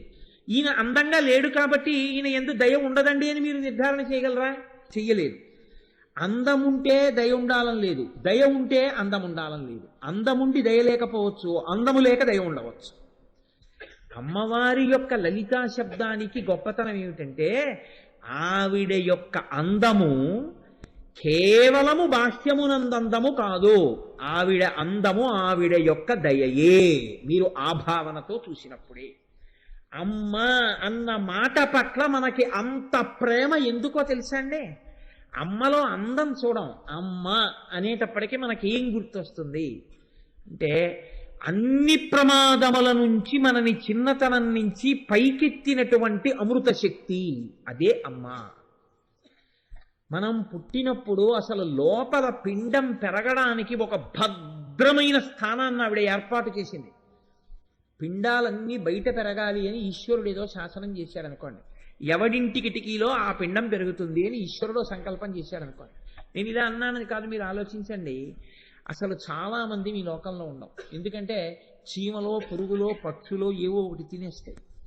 కానీ తన కడుపులో పెట్టుకుని అమ్మ తన కడుపుని గర్భాలయం చేసి మనల్ని పెంచింది. అమ్మ తాను మృత్యు సదృశమైనటువంటి బాధను అనుభవించి తాను మనని ప్రసవించింది. అమ్మ తన రక్తాన్ని పాలగా మార్చి మనకి పట్టింది. మనం చెయ్యకూడని రీతిలో అల్లరి చేస్తే అమ్మ దాన్ని క్షమించింది. ఏదైనా ఒప్పుకుంటుంది. మంగళసూత్రం పట్టుకుంటే ఏ స్త్రీ ఒప్పుకోదు. మన ఆటలన్నీ చిన్నతనంలో అమ్మ మంగళసూత్రం పట్టుకుని, అయినా అమ్మ శుతిమెత్తగా మన వేళ్లు విడిపించింది తప్ప మంగళసూత్రం పట్టుకుంటావా అని చేయి తిప్పిలేదు. మనం మలమూత్రాలు విసర్జించుకుని మంచంలో పడుకుని ఉంటే మడిబట్టని కూడా చూడకుండా ఆవిడ తన పవిట కొంగుతో వీలైతే మన శరీరాన్ని శుభ్రం చేసింది. మనం నోట్లో కూడా మలాన్ని పెట్టుకుంటే ఆ తల్లి నోరు కడిగి ఆ నోరు వాసన చూసి ఇంకా ఎక్కడైనా ఉండిపోయిందేమో అని మన నోరంతా పవిట కొంగుతో శుభ్రం చేసింది. చెవిలోకి చీమ వెళ్ళి మనం ఏడుస్తుంటే పుల్ల కోసం చూడకుండా వెంటనే పవిట కొంగుని తిరిపెట్టి కళ్ళమ్మట నీళ్లు పెట్టుకుని నోట్లో పెట్టి ఆ తడితో ఉన్నటువంటి తిరిమి చెవిలో పెట్టి చీమని పైకి తీసింది అమ్మ. అమ్మ అవడానికి, అమ్మతనం చూపించడానికి ట్రైనింగ్ క్లాసులు ప్రపంచంలో లేవు. ఎంత నిర్దయతో కూడిన వ్యక్తి అయినా అయి ఉండొచ్చు. అంతకుముందు ఏ దయ తెలిసి ఉండకపోవచ్చు, ఏమీ తెలిసి ఉండకపోవచ్చు. నిద్ర 7 గంటలైతే తప్ప లేవకుండా అమ్మాయి దగ్గర ఉన్నప్పుడు పడుకునేటటువంటి పిల్ల, తన క్యారేజీ తాను సర్దుకోని పిల్ల, రేపు నీకు పిల్లలు పుడితే ఎలాగే అని తల్లి తండ్రి అడిగితే అబ్బా అవన్నీ ఎందుకు లేదురు అనే పిల్ల, తనకొక్క పసిపిల్లవాడు పుట్టేటప్పటికీ తాను తనకిష్టమైనా సరే, ఇంతకుముందు సన్నటి జల్లు వస్తుంటే బయటికి వెళ్ళి తడవడం ఎంత సరదాయో ఆ పిల్లకి. ఇప్పుడు ఆ పిల్లకి ఎవరు చెప్పక్కర్లేదు, ఆ పిల్ల బయటికి వెళ్ళి తడవదు. ఏమే కిటికీలోంచి చూస్తున్నావు, బయటికి వెళ్ళలేదే అంటే వీడికి పరిశ్రమ పడుతుందేమో అని భయం అమ్మా. ఇలా నువ్వు బయటికి వెళ్ళకు అని ఎవరైనా ముందు ట్రైనింగ్ ఇచ్చారా? దానికి ఏమైనా కాలేజెస్ ఉన్నాయా? ఉండవు. మహానుభావుడు అదేంటి బసవేశ్వర పురాణంలో అంటాడు, మొగ్గ లోపల పువ్వు యొక్క తావిదాగినట్టు ప్రతి ఆడదానిలో అమ్మవారు మాతృమూర్తిగా దాక్కునుంది. ఆ మాతృమూర్తిగా అమ్మవారు లోపల వికసనాన్ని పొందకపోతే ఈ సృష్టి లేదు. కాబట్టి అమ్మ అన్నం పెట్టింది. పెట్టడంలో రోగం దేని వల్ల వస్తోందో అని పెట్టలేదు. ఏది తింటే రోగం తగ్గుతుందో అది బతిమాలి బామాలి కథలు చెప్పి పెట్టింది. అమ్మ తాను తినవలసిన పదార్థాన్ని పిల్లవాడికి అనారోగ్యం చేస్తుందేమోనని తినడం మానేసి వాడికి పనికొస్తుంది, వాడికి పడిషం తగ్గుతుంది అనుకుంటే తనకిష్టం లేకపోయినా ఉసిరికాయ పచ్చడి తింది. పాల వలన పిల్లవాడికి పడిషం తగ్గుతుందని పిల్లవాడికి వచ్చిన అనారోగ్యం కోసం తను పచ్చం చేసింది. ఇప్పుడు మీరు ఆలోచించండి, మీరు ఏ స్థితిలో ఉండనివ్వండి, అమ్మ అన్న మాట వినపడగానే, అందుకే తండ్రి అంటే భయం ఉన్న వాళ్ళు ఉంటారు, అమ్మ అంటే మాకు భయము అన్నవాళ్ళు లోకంలో ఉండరు. అందుకే లోకంలో ఒక నానుడి ఉంది, అమ్మ కోపం తాటాకు మంట. అమ్మ కోపం తాటాకు బుట్ట మండినట్టు ఉంటుందండి. అది ఎందుకు పనికిరాదు ఆ కోపం. ఆవిడ తిట్టుకోవడం, పిల్లల్ని తిట్టడమే. 5 నిమిషాలు అది అమ్మ క్యారేజీ పెట్టేశావా అని వస్తుంది పిల్ల.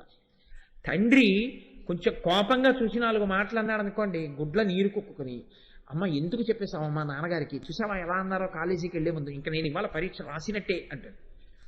తండ్రి అన్న మాటకి బిడ్డ బాధపడుతుంది, తల్లి అన్న మాట లెక్క పెట్టడు. ఎందుకంటే అమ్మ యొక్క ప్రేమ అటువంటిది. అసలు ఆ ప్రేమ పిల్లలు ఎంత కటువుగా ప్రవర్తించనివ్వండి, అమ్మ అంత ఆశీర్వచనం చేస్తూనే ఉంటుంది.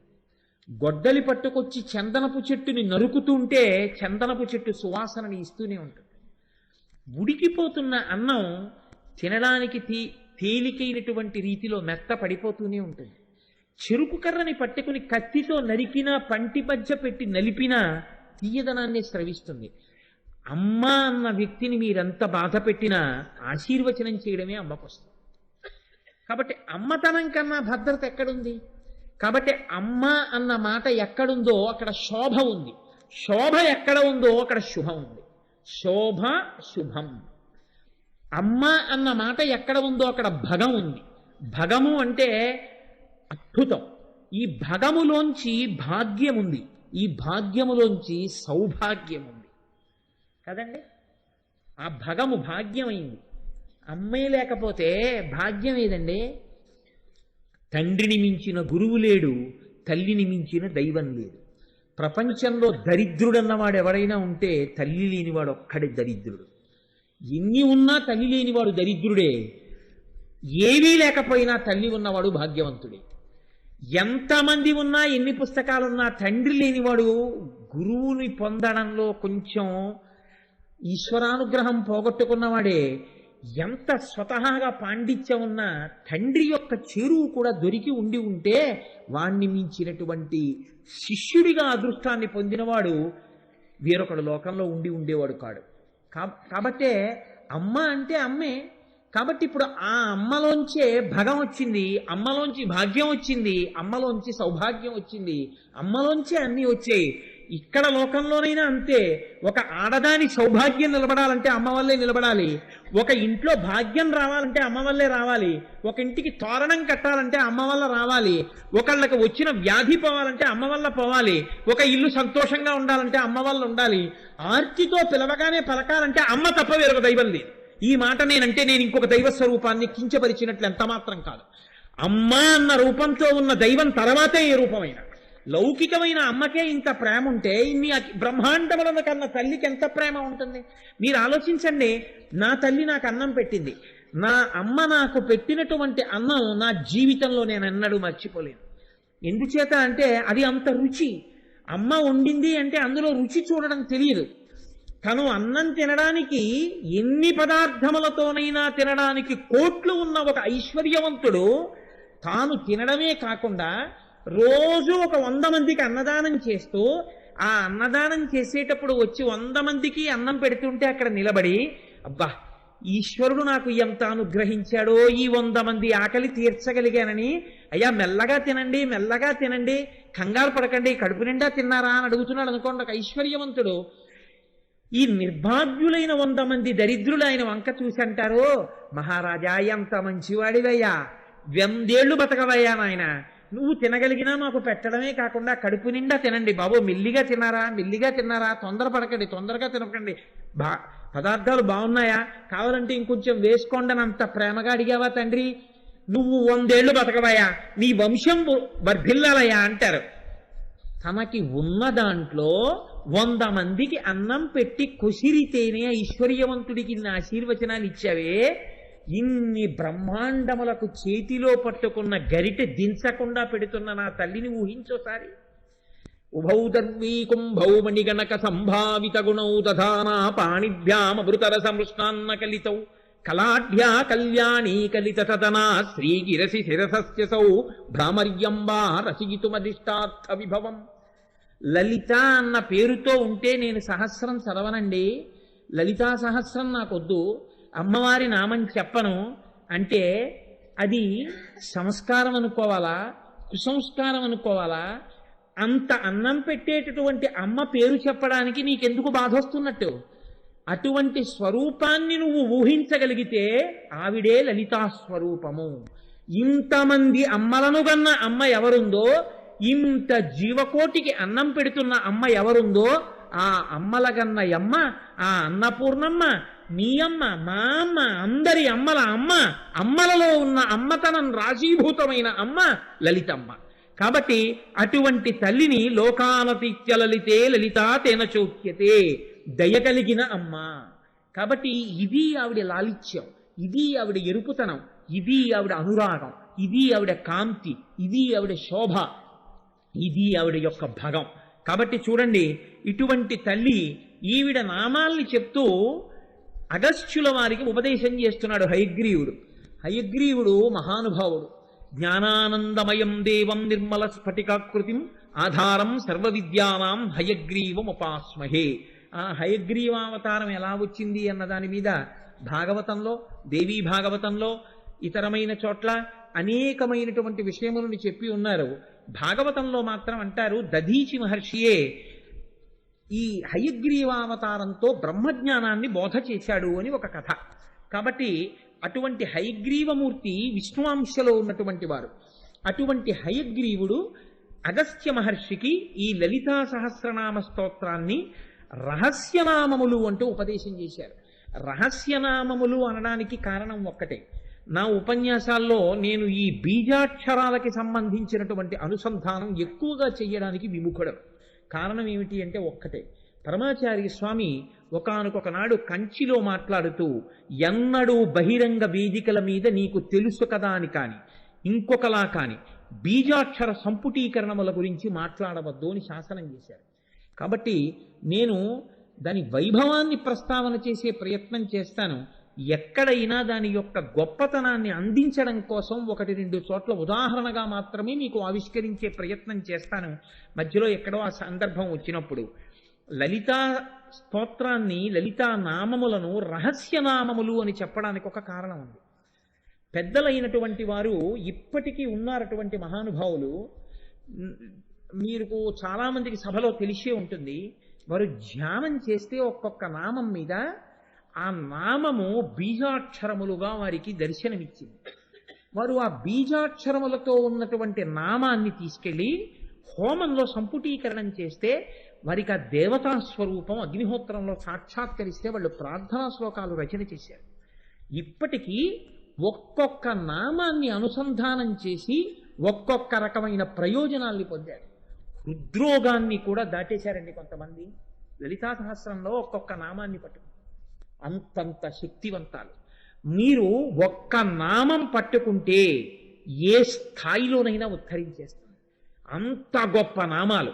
మీరు ఎంతగా తవ్వుకుంటే అన్ని మాణిక్యములను వెలికి ఇయ్యగలిగినటువంటి గనులు ఆ నామములు. అందుకే అమ్మవారు వాటిని వసిన్యాది దేవతలతో చెప్పించింది.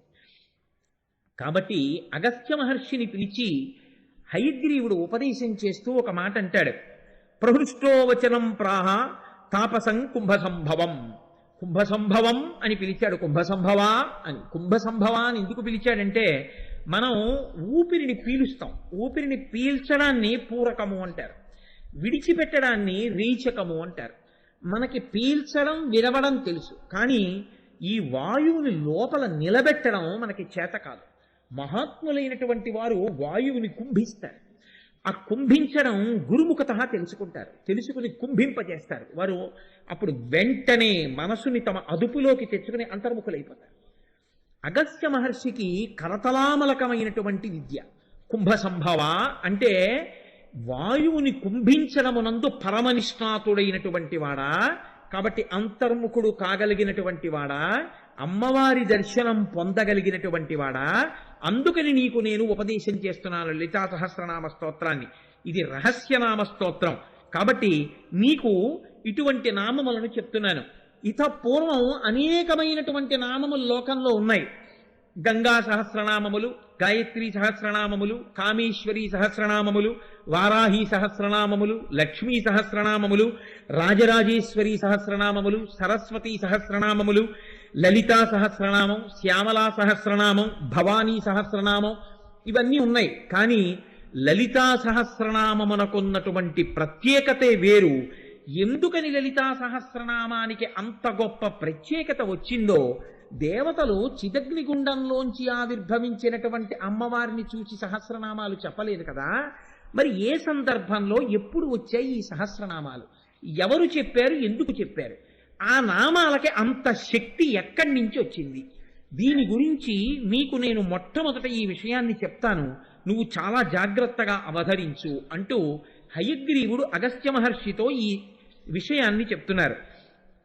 ఒకానొకనాడు లలితాదేవి ఒక పెద్ద సభ తీర్చింది. లలితాదేవి తీర్చినటువంటి సభకు అన్ని బ్రహ్మాండములకు సంబంధించినటువంటి నాయకులు వచ్చారు. అన్ని బ్రహ్మాండములలో ఉన్న బ్రహ్మలు.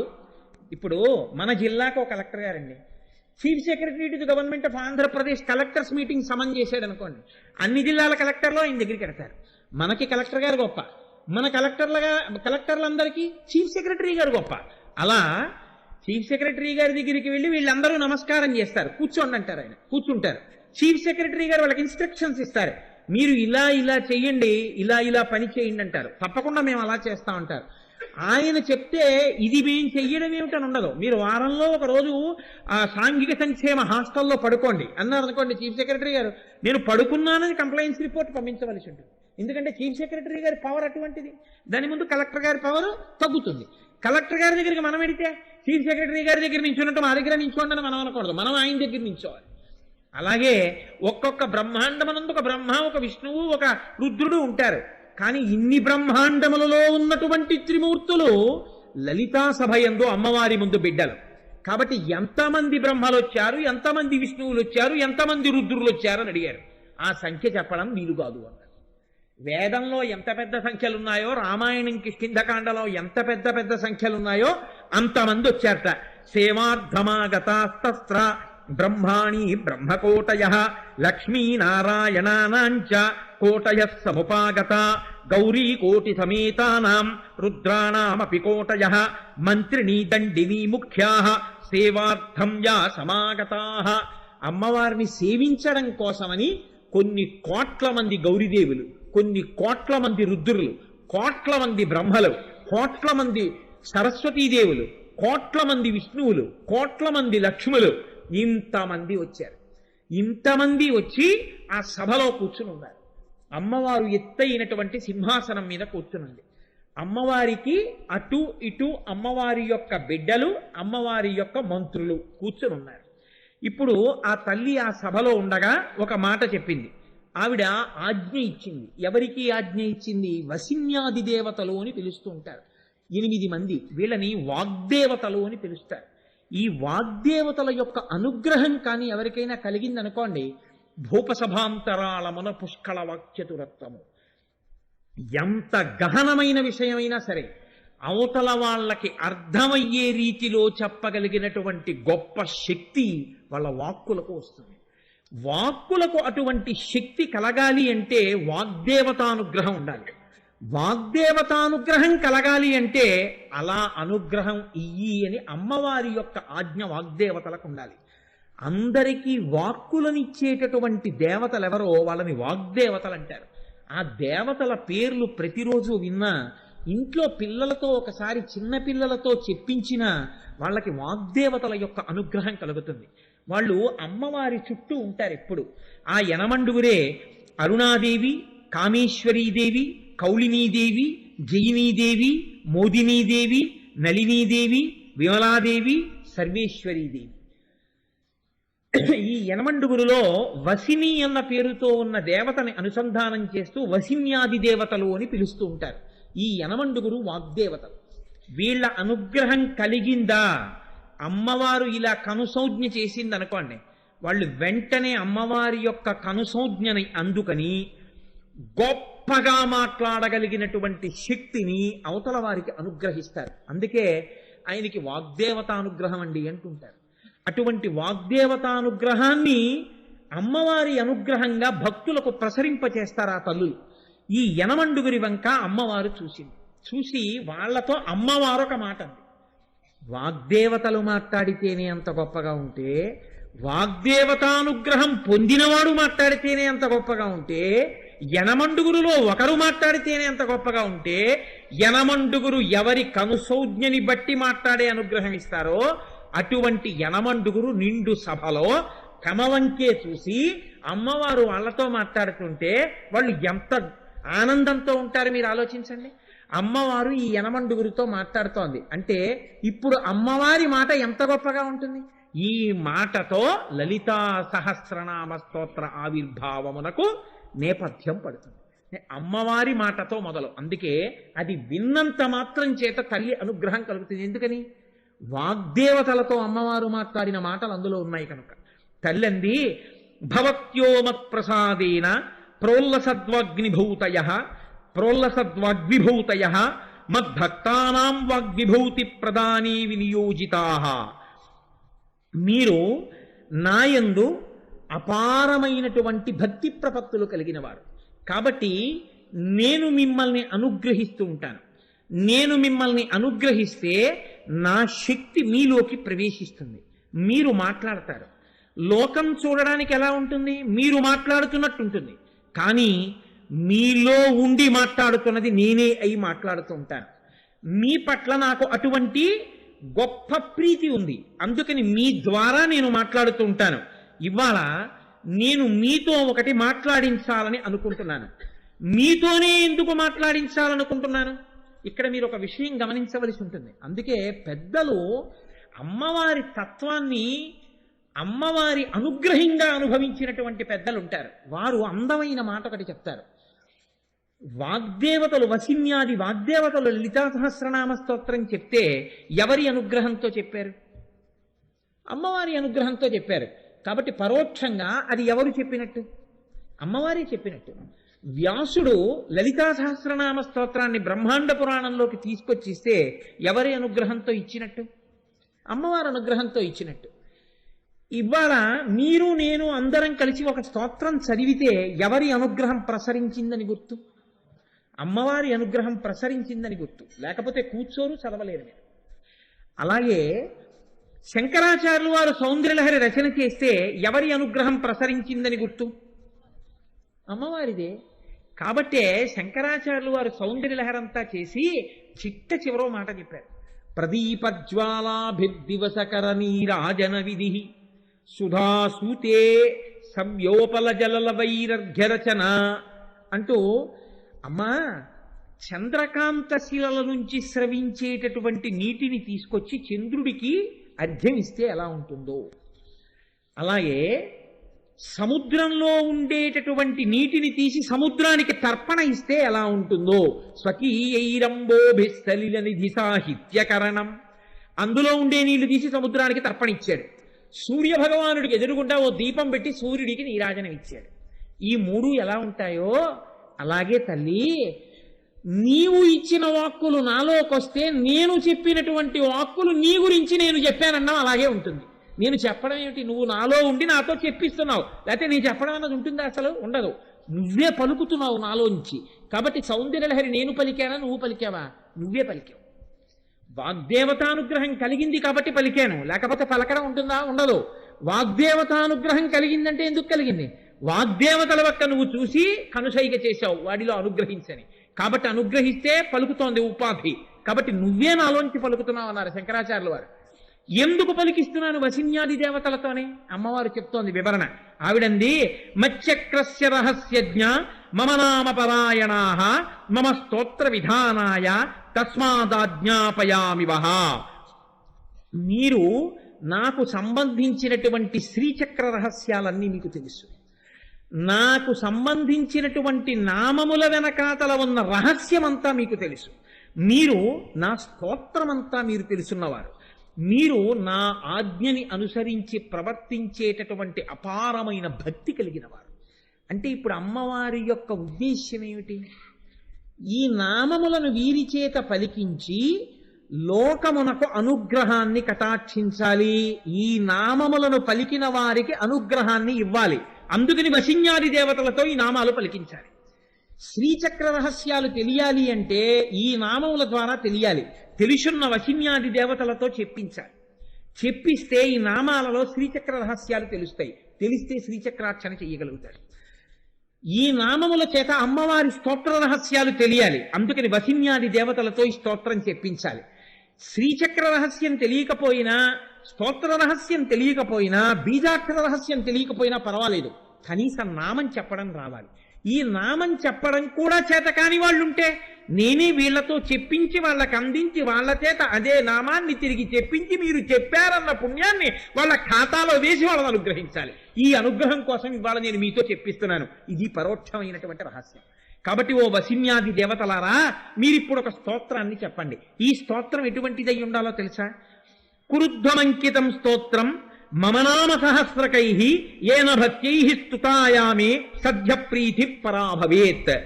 ఎవరైతే ఈ స్తోత్రాన్ని చేస్తున్నారో ఈ స్తోత్రం చిట్ట చివర నాకు అంకితమీయబడినటువంటి స్తోత్రంగా ఉండాలి. ఈ స్తోత్రం ఎవరు చేస్తున్నారో వాళ్ళకి వెంటనే నా యందు అపారమైన భక్తినిస్తాను. నేను వారి యందు ప్రీతి పొందుతాను. ప్రీతి పొంది వారికి కావలసినటువంటి సమస్తమైనటువంటి కోరికలను తీరుస్తాను. ఇప్పుడు అటువంటి ఓషధి ఒకటి తయారు కావాలి. మీ నోటి వెంట అటువంటి స్తోత్రం ఒకటి రావాలి. కాబట్టి చిట్ట చివర నామస్తోత్రమునకు చివర అంకితాన్ని ప్రకటించండి. అంటే నా నామంతో ఆ స్తోత్రం వెళ్ళాలని నేను ఆజ్ఞాపిస్తున్నాను. కాబట్టి అంకితం నామభిర్దివ్యై మమ ప్రీతి విధాయకై తత్పటద్వం సదాయూయం స్తోత్రం మత్ప్రీతి వృద్ధయే. ఈ స్తోత్రాన్ని చెయ్యడం వల్ల నా అనుగ్రహంతో వాళ్ళ కోరికలన్నీ తీరుతాయి. ఇప్పుడు అమ్మవారు తన పేరుతో ఈ స్తోత్రం రావాలని చెప్పింది. మీరు ఒకటి ఆలోచించండి, ఇందులో అమ్మవారి యొక్క విశిష్టమైన నామంతో చెప్పబడింది ఈ స్తోత్రం. నేను ఈ మాట ఎందుకు అంటున్నాను అంటే, అమ్మవారి నామం ఏదున్నా దాంట్లో పక్కన శివుని యొక్క స్పర్శ ఉంటుంది. శివ శివ, హంస హంసి, రుద్ర రుద్రాణి, శంభు శాంభవి అలా ఉంటాయి. ఇప్పుడు ఈ స్తోత్రంలో ఆ పేరుతో పిలవడానికి పక్కనే శివస్పర్శ కల్పించడం కష్టం. అది అమ్మవారికి చెందినవేగా కనపడాలి. అందుకే ఏవం లలితానామ్యాం, లలిత అన్న పేరుతోనే పిలిచారు. అంకితం చిట్ట చివర చేశారు. ఇవి లలితానామములు. అమ్మ ఎంత గొప్పదైనా పేరుతో మొదలెట్టకూడదు. అమ్మ ఎంతో గొప్పదైపోయిందని అమ్మ ఆ పిల్లవాడు పుట్టినప్పుడు అమ్మ మామూలుగా ఒక గృహిణి పిల్లవాడికి 5వ క్లాసో 6వ క్లాసులోనో పాఠాలు చెప్తున్నప్పుడు వాడితో హోంవర్క్ చేయిస్తూ, ఏమండి ఉత్తినే కూర్చోవడం ఎందుకు, నేను డిగ్రీ కడతానంది అమ్మ. డిగ్రీ కట్టింది. భర్త ప్రోత్సహించాడు. ఆ తరువాత పిల్లవాడు మెల్లిగా ఇంటర్మీడియట్కి వచ్చాడు. అమ్మ చెప్పేది లేదు, కానీ వాడు నిద్రపోకుండా టీ క్లాస్ కట్టు కూర్చుంటుంది. ఉత్తినే కూర్చోవడం ఎందుకండి, నేను పీజీకి కడతానంది, ఎంఏ కట్టింది. పిల్లవాడు పాస్ అయ్యాడు, అమ్మ పాస్ అయింది. పిల్లవాడు ఇంటర్మీడియట్ పాస్ అయ్యాడు, అమ్మ ఎంఏ పాస్ అయింది. పిల్లవాడు డిగ్రీ ఫస్ట్ ఇయర్ చదువుతున్నాడు, ఎంసెట్కి ప్రిపేర్ అవుతున్నాడు, ఐఐటికి ప్రిపేర్ అవుతున్నాడు. వీడితో సమానంగా నేను ఉత్తినే కూర్చోవడం ఎందుకంటే సివిల్స్కి ప్రిపేర్ అవుతానంది. అమ్మ గ్రూప్ 1కి సెలెక్ట్ అయింది, సివిల్స్కి ప్రిపేర్ అయ్యి. అమ్మకి డైరెక్ట్గా ఆర్డీఓ ఇచ్చారు. పిల్లవాడు ఇంజనీరింగ్లో జాయిన్ అయ్యాడు. వీడు ఒక 5 సంవత్సరాల్లో ఇంజనీర్ అయ్యాడు. ఈలోగా అమ్మకి ఐఏఎస్ కన్ఫర్ చేశారు. ఈ పిల్లవాడు 5 ఏళ్లు చేసి ఒక మిడిల్ లైన్ మేనేజర్ అయ్యాడు. ఈలోగా అమ్మ సీనియర్ ఐఏఎస్ ఆఫీసర్ అయింది. అమ్మ సీనియర్ ఆఫీసర్ అయిపోయి ఇప్పుడు secretary to government of Andhra Pradesh అయింది, ఏదో ఒక డిపార్ట్మెంట్. వీడు వెళ్ళి అమ్మ ఛాంబర్లోకి వెళ్ళి అమ్మ గదిలోకి వెళ్ళి అందరూ అధికారులు ఎలా లేచి నిలబడతారో అలా వీడు కూడా అమ్మ దగ్గర నిలబడి, అదేంటి ఓ అగ్రికల్చరల్ సెక్రటరీ గారు మీతో మాట్లాడడానికి వచ్చాను మేడం గారు అన్నాడు అనుకోండి. అమ్మ అంటుంది వెంటనే కళ్ళజోడు తీసి పక్కన పెట్టి, ఏమిట్రా పిచ్చి మాటలో మేడం ఏమిటి, అంటే అగ్రికల్చరల్ సెక్రటరీ ఏంటి, అలా నువ్వు ఎప్పుడు అనకు, అలా అనకూడదు, తప్పు. నేను ఎప్పుడూ నీకు అమ్మనే, అమ్మ అనిపి. అమ్మని పట్టుకుని అమ్మ ఎంత గొప్పదైనా మేడం అని కొడుకు అన్నాడు అనుకోండి, అమ్మ చిన్నబుచ్చుకుంటుంది. అందుకే ఆవిడ లలితాదేవియే కావచ్చు. ఆ మాట అనడానికి వసిన్యాది దేవతలు సాహసించలేదు. ముందు శ్రీమాత అమ్మే, బిడ్డలకి అమ్మతనమే. నేను శ్రీమాత అంటూ మొదలెట్టారు, కానీ స్వరూపమే వరిది. ఏవం లలితాదేవ్యాం నామ్నాం సహస్రకంజగు. అందుకని నా పేరుతో అంకితం అంది కాబట్టి లలితాదేవి యొక్క నామములు అని చిట్ట చివర పూర్తి చేశారు.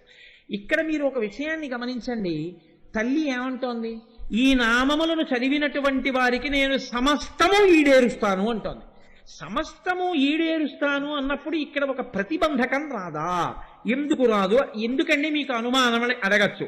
యత్రాస్తి భోగో నహితత్ర మోక్ష, యత్రాస్తి మోక్షో నహితత్ర భోగ. ఎక్కడైతే భోగం ఉంటుందో అక్కడ మోక్షం ఉండదు, ఎక్కడ మోక్షం ఉంటుందో అక్కడ భోగం ఉండదు. మోక్షార్థి అయ్యున్నటువంటి వాడికి భోగంతో సంబంధం ఉండదు. వాడు అన్ని విడిచిపెట్టేసి భగవంతుణ్ణి మాత్రమే నమ్ముకుని బతుకుతాడు. ఎక్కడ భోగమునకు లంపటంతో ఉంటాడో వాడికి మోక్షం వైపుకి అడుగు పడదు. కాబట్టి అన్నీ ఇస్తానన్నప్పుడు ఇక్కడ భోగము ఇస్తే, ఇక్కడ సంపదలు ఇస్తే, ఇక్కడ సుఖాలు ఇస్తే ఇక మోక్షం ఎలా వస్తుంది? దానికి ఇది ప్రతిబంధకం కదా. మోక్షమే ఇస్తే మనం అన్నీ విడిచిపెట్టేసి భగవంతుడి ఎందే భక్తితో ఉండాలంటే ఇహమనందు భోగములు ఉండవు కదా. మరి ఇలా ఎలా కుదురుతుంది అంటే, శ్రీసుందరీ సేవన తత్పరాణం భోగశ్చ మోక్షశ్చ కరస్తయేవా. అమ్మవారి దగ్గరున్న గొప్పతనం ఏమిటంటే, అమ్మవారిని సేవించిన వాళ్ళకి ఇహమునందు భోగములు ఉంటాయి, మోక్షము కూడా కలుగుతుంది. అలా ఎలా కలుగుతుందండి అంటారేమో. పురుషార్థ సమన్వయం అమ్మవారిని నేర్పుతుంది అన్నారు. ఏముందండి, ఇహమునందు అర్థం ఉండాలి, డబ్బు ఉండాలి. ఎంత డబ్బు ఉంటే మీకెందుకు? అది ధర్మంతో ముడిపడిపోయింది. ధర్మబద్ధంగా సంపాదిస్తాడు, ధర్మబద్ధంగా ఖర్చు పెడతాడు. ఇప్పుడు ఎంత డబ్బు ఉంటే మీకెందుకు? జనక మహారాజు గారిలా ఉంటాడు. కామము, ధర్మబద్ధమైన కామమును అనుభవిస్తాడు. ఆయన కామం గురించి మీకెందుకు? ఆయన కామం ధర్మబద్ధం. ఇప్పుడు దాంతో గొడవ లేదు. ధర్మబద్ధమైన అర్థము, ధర్మబద్ధమైన కామము దేనికెడతాయి? మోక్షమును కలిపోతాయి. చతుర్విధ పురుషార్థాల్లో మీరు రోజు ధర్మార్థ కామ మోక్ష చతుర్విధ పురుషార్థ ఫల సిద్ధ్యర్థం అని అడుగుతున్నారు కదా. ఇప్పుడు ధర్మముతో అర్థము, ధర్మముతో కామము ముడి పడకపోవడం వల్ల మీరు ఇబ్బంది పడుతున్నారు. ధర్మముతో అర్థాన్ని, ధర్మంతో కామాన్ని అమ్మవారు ముడేస్తారంటోంది నామాలు చదివితే. ఇప్పుడు మీకు బాధ ఏమిటి? సమన్వయం చేసే శక్తి ఆవిడ పుచ్చుకుంది. ఇప్పుడు మీరు ఆవిడ చేతిలో ఉపకరణం అయ్యారు. ఎవడు రోజు లలితా సహస్రనామ స్తోత్రం చదువుకుంటున్నాడో వాడికి ఇహమునందు సమస్త భోగములు కలుగుతాయి. ఆఖరణ హాయిగా మోక్షాన్ని పొందుతాడు. అలా ఎలా పొందుతాడండి? రెండు ఒకదానికొకటి ప్రతిబంధకం కదా. నీకెందుకు ఆ బాధ? అమ్మవారు సమన్వయం చేస్తుంది ధర్మంతో అర్థాన్ని, కామాన్ని. మోక్షాన్ని పొందుతావు, నీకేమిటి బెంగ?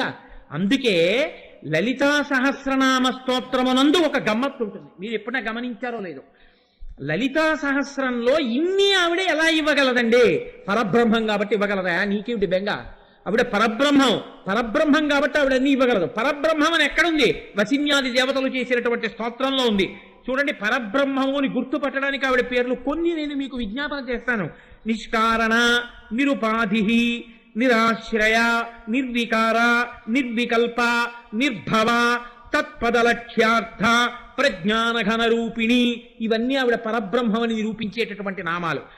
ఎక్కడైతే పరబ్రహ్మం ఉందో అక్కడ దేవతలు, ఋషులు ఉపాసన చేస్తారు. అందుకే ఆవిడ ఎవరు ఉపాసన చేశారు? వీళ్ళు వాళ్ళు కారు.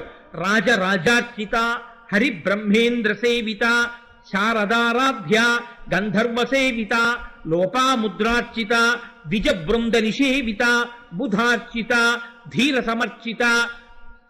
పండితులు, దేవతలు, బ్రహ్మ, విష్ణువు, ఇంద్రుడు, శారద, ఆవిణ్ణి సేవించనటువంటి వాళ్ళు లేరు. అందరూ సేవిస్తున్నారు. వేదములు ఆవిణ్ణి గాయత్రి అని కీర్తించాయి. ఆవిణ్ణే ఉపనిషత్తులు ఉమా అని కీర్తించాయి. ఆవిణ్ణే పురాణములు ఆ తల్లి లలితాపరాభట్టారిక అని కీర్తించాయి. ఆ తల్లే త్రిపుర సుందరి అని చెప్పి ఆగమాలు కీర్తించాయి. ఆ తల్లే పెద్దింటమ్మ, పేరంటాలమ్మ, మరిడమ్మ, మహాలక్ష్మమ్మ, పేరంటాలమ్మ అని పేర్లు పెట్టి ఏమీ తెలియనటువంటి జానపదులు కీర్తించారు. ఎవరు ఎలా కీర్తించినా అమ్మని కీర్తించకుండా లోకం ఉందా? ఆ తల్లిని కీర్తిస్తూనే ఉన్నారు. కనుకనే అందరూ ఆవిడ్ని కీర్తించిన వాళ్లే. ఆవిడ్ని కీర్తిస్తే కేవలము ఇహమనందు సుఖమేనా? కొన్ని కోట్ల జన్మల నుంచి వచ్చినటువంటి పాపములు ఏమైనా ఉంటే అవి పోయి ఉత్తర జన్మలు మంచివి కలిగే అవకాశం ఉందా? ఉత్తర జన్మల్ని కూడా ఆవిడ దిద్దుబాటు చేయగలదు. గత జన్మలలో వచ్చినటువంటి పాప రాశినంతటిని ధ్వంసం చెయ్యగలదు. ఎక్కడుంది? మృత్యుమధని, విఘ్ననాశిని, కలికల్మషనాశిని, పాపనాశిని, భవనాశిని, భేదనాశిని, జ్ఞానద. ఇవన్నీ అమ్మవారు ఎన్ని జన్మల నుంచో వచ్చినటువంటి పాపములను కడగగలదు అని నిరూపించగలిగినటువంటి నామాలు. ఆ తల్లి అయితే ఇహమునందు మాకేమీ సుఖాలు ఉండవా అండి? లలితా సహస్రనామం చేస్తే ఇక్కడేం భోగాలు ఉండవా? ఉంటాయి. ఎలా ఉంటాయి? సుఖప్రద, సద్గతిప్రద, సౌభాగ్యదాయిని, అనుగ్రహద, వరద, రాజ్యదాయిని, ప్రాణద, సర్వార్థదాత్రి. ఇంకింతకన్నా మీకు రుజువేమిటి? ఇంత గొప్ప నామాలు. ఇప్పుడు ఆ అమ్మతనంలో, ఆ పరబ్రహ్మంలో స్త్రీయా, పురుషుడా, నపుంసకుడా? స్త్రీ అని మీరు అనుకుంటే శ్రీమాత, ఆవిడ పురుషుడు అనుకుంటే గుణనిధి, ఆవిడ నపుంసకనామం అనుకుంటే పరంజ్యోతి. అందుకే స్త్రీనామాలు, పురుషనామాలు, నపుంసకనామాలు కూడా అందులో ఉంటాయి. పరబ్రహ్మం స్త్రీయా, పురుషుడా, నపుంసకుడా? స్త్రీ పురుష నపుంసక మూర్తియును కాక, తిర్య కమర నరాది మూర్తియును కాక, కర్మ గుణభేద తరసత్ ప్రకాశి కాక, వెనుక నన్నియుతానకు విభుతలంతు. ఇది లలితా సహస్రనామ స్తోత్ర వైభవం. అందుకే లలితా సహస్రనామ స్తోత్రంలోంచి మీరు ఎంత కష్టపడైనా సరే ఒక్క అక్షరం పనికి మాలిన అక్షరం ఉంది అని నిరూపిద్దామంటే కుదరదు. అంత గొప్పగా, ఎందుకనేది అమ్మవారి నోటి నుంచి వచ్చినటువంటి స్తోత్రం. మీకు నీళ్లు ఎక్కడైనా దొరకచ్చు, ఈశ్వర పాదోదకం దొరకమంటే దొరుకుతుందా? దొరకదు. మామూలు నీళ్లు తాగేటప్పుడు మీరు చెప్పులతో ఉన్నా గడగడా తాగేస్తారు. మీరు గబగబా దాహం ఆర్తితో ఉంటే నీళ్లు దొరికితే గబగబా రెండు చేతులతో నీళ్లు పట్టుకుని చేతుల అంచు దగ్గర పెదవులు పెట్టి గుటకలు వేస్తూ తాగేస్తారు. అదే ఈశ్వర పాదోదకం ఇస్తున్నానన్నారు అనుకోండి, దాహం కోసం తాగరు. మీ ఉత్తరీయం తీసి చేతి కింద పెట్టి జాగ్రత్తగా చేతిని చాపి కింద నీటి చుక్క పడకుండా ముమ్మార్లు లోపలికి పుచ్చుకుంటారు. ఎందుకు పుచ్చుకుంటారు? అది సమస్త పాపక్షయకరం. అది భగవంతుడి యొక్క పాదముల నుండి వచ్చినటువంటి తీర్థం, ఆయన శరీరమును కడిగితే వచ్చినటువంటి తీర్థం, ఆయన తాగగా మిగిలిన తీర్థం. అమ్మవారే వసిన్యాది దేవతలలో ప్రవేశించి మనని అనుగ్రహించడం కోసం చెప్పించిన స్తోత్రమైనప్పుడు ఆ స్తోత్రం మీ నోటి వెంట మళ్ళీ పైకొస్తే మీరు అమ్మవారి పాదతీర్థం మీకు వాగ్రూపంగా మారిందా లేదా? ధన్యులు కానని ఎందుకు అనుకుంటున్నారు? ఉత్తరక్షణం ధన్యత పొందడానికి అమ్మ అనుగ్రహించినటువంటి అమృత భాండమే లలితా సహస్రనామ స్తోత్రం. అందుకే లలితా సహస్రనామ స్తోత్రము 182.5 శ్లోకములలో నామములుగా చెప్పబడితే అందులో ఒక గొప్ప గమ్మత్తు చేశారు అన్నారు పెద్దలు. అందులో మళ్ళీ 9 లహరులను నడిపించారు. లావణ్యలహరి, వైభవలహరి, భావనాలహరి, ఆనందలహరి, చైతన్యలహరి, సాలోక్యలహరి, సామీప్యలహరి, సారూప్యలహరి, సాయుజ్యలహరి అని 9 లహరులు. ఒక్కొక్క లహరి 20 శ్లోకాలతో ఉంటుంది ఇంచుమించుగా. 9 20లు 180 శ్లోకాలుగా 9 లహరులు పెడతాయి. ఇందులో లహరి అంటే కెరటం, ప్రవాహం. ఇందులో మీరు మునక వేస్తే అమృతత్వాన్ని పొందుతారు. 9 లహరులతో కూడినటువంటి నామసహస్రం లోకంలో లలితా సహస్రం ఒక్కటే. 9 లహరులు, 9 కెరటాలు అందులో ప్రవహిస్తున్నాయి. అందుకే శతక వ్యాఖ్యానంగా కూడా పెద్దలు చేశారు లలితా సహస్రాన్ని. ఎంతమంది ఎన్ని రకాలుగా లలితా సహస్రనామ స్తోత్ర వ్యాఖ్యానాలు రాసి తరించిపోయారో. జగద్గురువుల యొక్క సన్నిధానంలో వ్యాఖ్యానాలు రాసి సమర్పించి తమ శరీరాలను విడిచిపెట్టేసి తురియాశ్రమంలోకి వెళ్ళిపోయిన మహాపురుషులు ఉన్నారు లోకంలో. అంత గొప్ప నామాలు లలితా సహస్రనామ స్తోత్రం. అంత గొప్ప నామములతో కూడినటువంటి లలితా సహస్రనామ స్తోత్ర కదంబం. ఒక్క నామం మనసారా పలికితే చాలు, ఒక్క నామం పిలిస్తే చాలు, అమ్మవారి యొక్క అనుగ్రహం ఉత్తర క్షణంలో కలుగుతుంది. అటువంటిది రోజు ఒకసారి సభలో కూర్చుని ఆ నామం చెప్పే ముందు ఒకసారి ఆ నామాన్ని అని ఆ నామంలో ఉండేటటువంటి అర్థాన్ని కూడా వింటున్నారనుకోండి, లలితా సహస్రనామ స్తోత్రాన్ని వింటున్నప్పుడు కలిగేటటువంటి అనుగ్రహం వేరుగా ఉంటుంది. ఎందుకో తెలుసా అండి?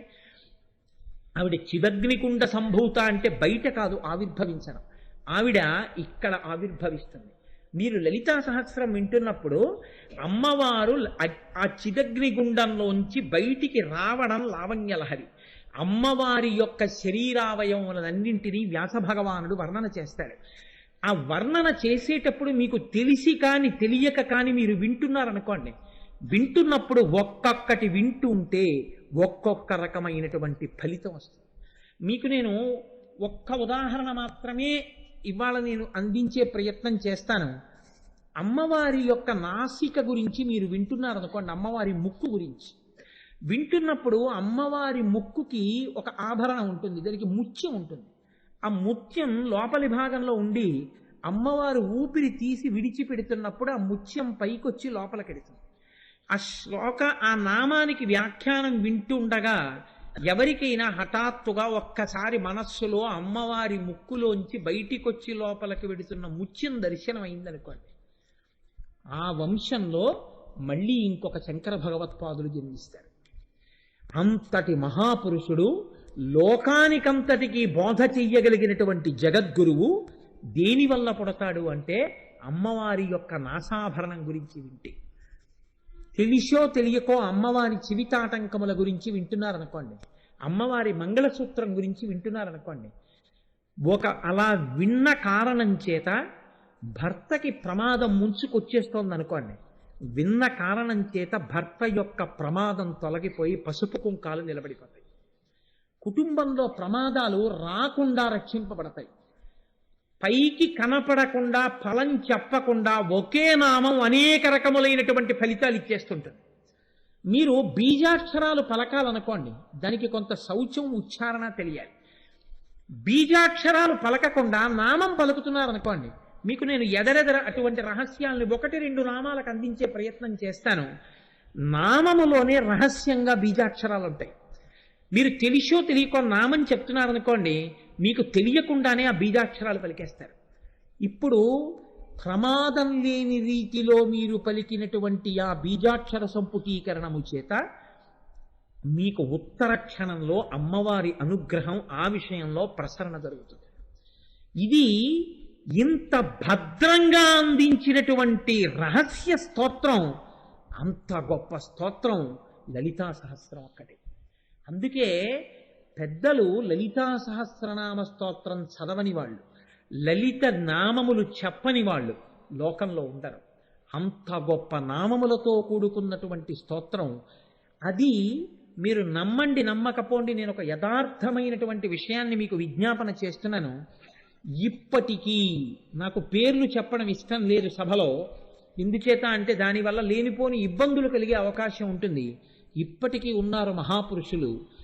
మనకి అదృష్టం ఉంటే, మనకి అవకాశం ఉంటే, అటువంటి దర్శనం చేసినటువంటి ఒక మహాపురుషుణ్ణి లలితా సహస్రనామ స్తోత్ర వ్యాఖ్యానం అయ్యే లోపల ఈ వేదిక మీదకి తీసుకొచ్చి కూర్చోపెట్టి ఆనాడు వారు చేసిన పరిశ్రమ గురించి మీ అందరికీ ఆయన నోటితోటే వివరణ చేయించే ప్రయత్నం చేయిస్తారు. వారు ధ్యానం చేస్తే కొన్ని గంటలు నామంలో ఉన్నటువంటి బీజాక్షరాలు ద్యోతకమైతే, అమ్మవారికి హోమం చేస్తే ఆ నామంలో ఆ బీజాక్షరాలతో అమ్మవారు ఎంత రహస్యంగా దాక్కునుందో ఆవిడ ఆ హోమంలో ఒక్కసారి సాక్షాత్కరించి దర్శనమిస్తే ధ్యానశ్లోక రచన చేశారు. ఎంతమంది పెద్దలు అమ్మవారి యొక్క చరణ మంజీరముల ధ్వని ఒక్కటి వినపడి మోక్షస్థితులను పొందారు. అంత గొప్ప స్తోత్రం లలితా రహస్యనామ స్తోత్రం. అటువంటి స్తోత్రానికి, అటువంటి నామాలకి సౌభాగ్య భాస్కరం అన్న పేరుతో ఎన్నో వ్యాఖ్యానాలు వచ్చాయి. కానీ లోకంలో పెద్దలందరూ అంగీకరించి అందరి చేత స్తుతించబడినటువంటి వ్యాఖ్యానములలో చాలా గొప్పదిగా అలరారుతున్నటువంటి వ్యాఖ్యానం భాస్కరరాయల వారి చేత చేయబడినటువంటి సౌభాగ్య భాస్కరం. లలితా సహస్ర నామాన్ని వసిన్యాది దేవతలతో అమ్మవారు చెప్పిస్తే, లలితా సహస్రనామ స్తోత్రంలో ఉన్న రహస్యార్థాల్ని భాస్కరరాయల వారి చేత ప్రకాశింపచేసింది అమ్మవారు. అసలు ఆ భాస్కరరాయల వారే అమ్మవారు. ఎందుచేతనంటే ఆయన్ని చూడాలనుకున్న వాళ్ళకి కుంకుమానంద స్వామి వారు ఒకసారి కళ్ళు తుడిచి కూర్చోబెట్టారు గంగానది ఒడ్డున. కూర్చోబెడితే భాస్కరరాయల వారు ఎలా కనపడ్డారో తెలుసా అండి? ఆయన మామూలుగా చూస్తే ఒకలా కనపడ్డారు. పెద్దలు కళ్ళు తుడిచి కూర్చోపెడితే ఎలా దర్శనమిచ్చారంటే, ఆయన కుడి భుజం మీద లలితాదేవి, ఎడం భుజం మీద శ్యామలాదేవి కూర్చుని దర్శనమిచ్చారు. ఆయన అమ్మవారి అనుగ్రహంతో జన్మించి అమ్మవారి అనుగ్రహంతో వ్యాఖ్యానం చేశారు. ఆయన ఆ భాస్కరరాయల వారు చేసినటువంటి సౌభాగ్య భాస్కరాన్ని నేను ఆధారం చేసుకుని ఆ తల్లి అనుగ్రహించి నా చేత చెప్పించి 4 మాటలు ఆ వ్యాఖ్యానానికి పలికించి నా జన్మ సార్థకత చేసుకోవాలని, మనందరం కలిసి కాకినాడ పట్టణంలో సార్థకత పొందాలని, ఇక్కడ శారదానవరాత్రులు జరిగాయి, రామాయణం జరిగింది, భాగవతం జరిగింది. మీరందరూ పరమభక్తితో కూర్చుని ఎన్నో స్తోత్రాలు చేశారు. కనుక ఇక్కడ తప్పకుండా అమ్మవారు చెప్పిస్తుందని నమ్మకంతో ఇవాళ ఈ స్తోత్రాన్ని ప్రారంభం చేశాను. రేపటి రోజున ఒక మహాపురుషుడి యొక్క జీవితం, అసలు బ్రహ్మాండ పురాణంలో లలితా సహస్రనామ స్తోత్ర ఆవిర్భావం ఎందుకు వచ్చిందో మీకు ఇవాళ చెప్పాను. అది నేను కేవలం చాలా సంగ్రహంగా మాత్రమే వివరించాను. అదంతా చాలా పూర్ణంగా వివరణ చేయడం అంటే చాలా రోజులు పట్టేస్తుంది బ్రహ్మాండ పురాణం అని. రేపు భాస్కరరాయల వారి జీవితం, ఆయన యొక్క వైభవం గురించి ముందు ప్రస్తావన చేసి, తదనంతరం లలితా సహస్రనామ స్తోత్రానికి ఉన్నటువంటి అందాన్ని, దాని వైభవాన్ని, అమ్మవారు ఎంత మేర మన చేత అనుభవింపచేస్తే అంత మేర అందుకునే ప్రయత్నాన్ని రేపటి రోజున ఒక్క నామాన్నైనా ప్రారంభం చేసే ప్రయత్నం చేస్తాను. ఈనాటి రాత్రి పౌర్ణమి కలిగినటువంటి రాత్రి, అమ్మవారి యొక్క అనుగ్రహం పరిపూర్ణంగా ప్రకాశించేటటువంటి రాత్రి. అందున పుష్యమాసంలో వచ్చినటువంటి పౌర్ణమి నాటి రాత్రి. అందుకని ఈనాడు లలితా సహస్రనామ స్తోత్ర వ్యాఖ్యానం మొదలు పెడదామని, యథార్థమునకు నిన్నటి వరకు నేను విశేషమైన ఒత్తిడిగా ఉన్నా, ఇంకొద్ది రోజులు తీసుకుని ప్రారంభం చేయవలసి వచ్చినా, ఇంత గొప్ప రోజు కనుక ఇవాళ ప్రారంభం చేస్తే నా జన్మ ధన్యత పొందుతుంది, విన్నవాళ్ళు ధన్యులవుతారని ఇవాళ ప్రారంభం చేశాను. ఇవాళ సాయంకాలం, ప్రతిరోజు సాయంకాలం 6:30 అమ్మ పొంగిపోయేటట్టుగా అందరం కలిసి చక్కగా మీకు ఇచ్చిన స్తోత్రాలు ప్రతిరోజు తెచ్చుకోండి. ప్రతిరోజు ఆ లలిత ఆ అమ్మవారికి ఆవిర్భావము కొరకు దేవతలు శంభుదేవుణ్ణి చేసిన ప్రార్థన, తర్వాత ఆవిర్భవించమని లలితాదేవిని చేసిన ప్రార్థన, ఆవిర్భవించిన లలితాదేవి పట్ల చేసిన ప్రార్థన, ఈ మూడింటినీ అనుసంధానం చేస్తూ మనందరం చక్కగా పరమ పవిత్రంగా ఉత్తరాయణం ప్రవేశించగానే చెప్పుకుంటున్న ప్రవచనం కనుక ఎన్నాళ్ళు నడిపిస్తుంది అమ్మవారి అనుగ్రహం. ఇక డసిపోయాం, చాలా రోజులు విన్నామండి, ఇంకా మమ్మల్ని ఇలా వేధిస్తారా అన్న రోజున శివశక్తి ఐక్య రూపిణి లలితాంబిక అని పూర్తి చేసేస్తాను. కాబట్టి 42 రోజులో, 40 రోజులో, 30 రోజులో, 20 రోజులో, 50 రోజులో ఆ తల్లి అనుగ్రహం.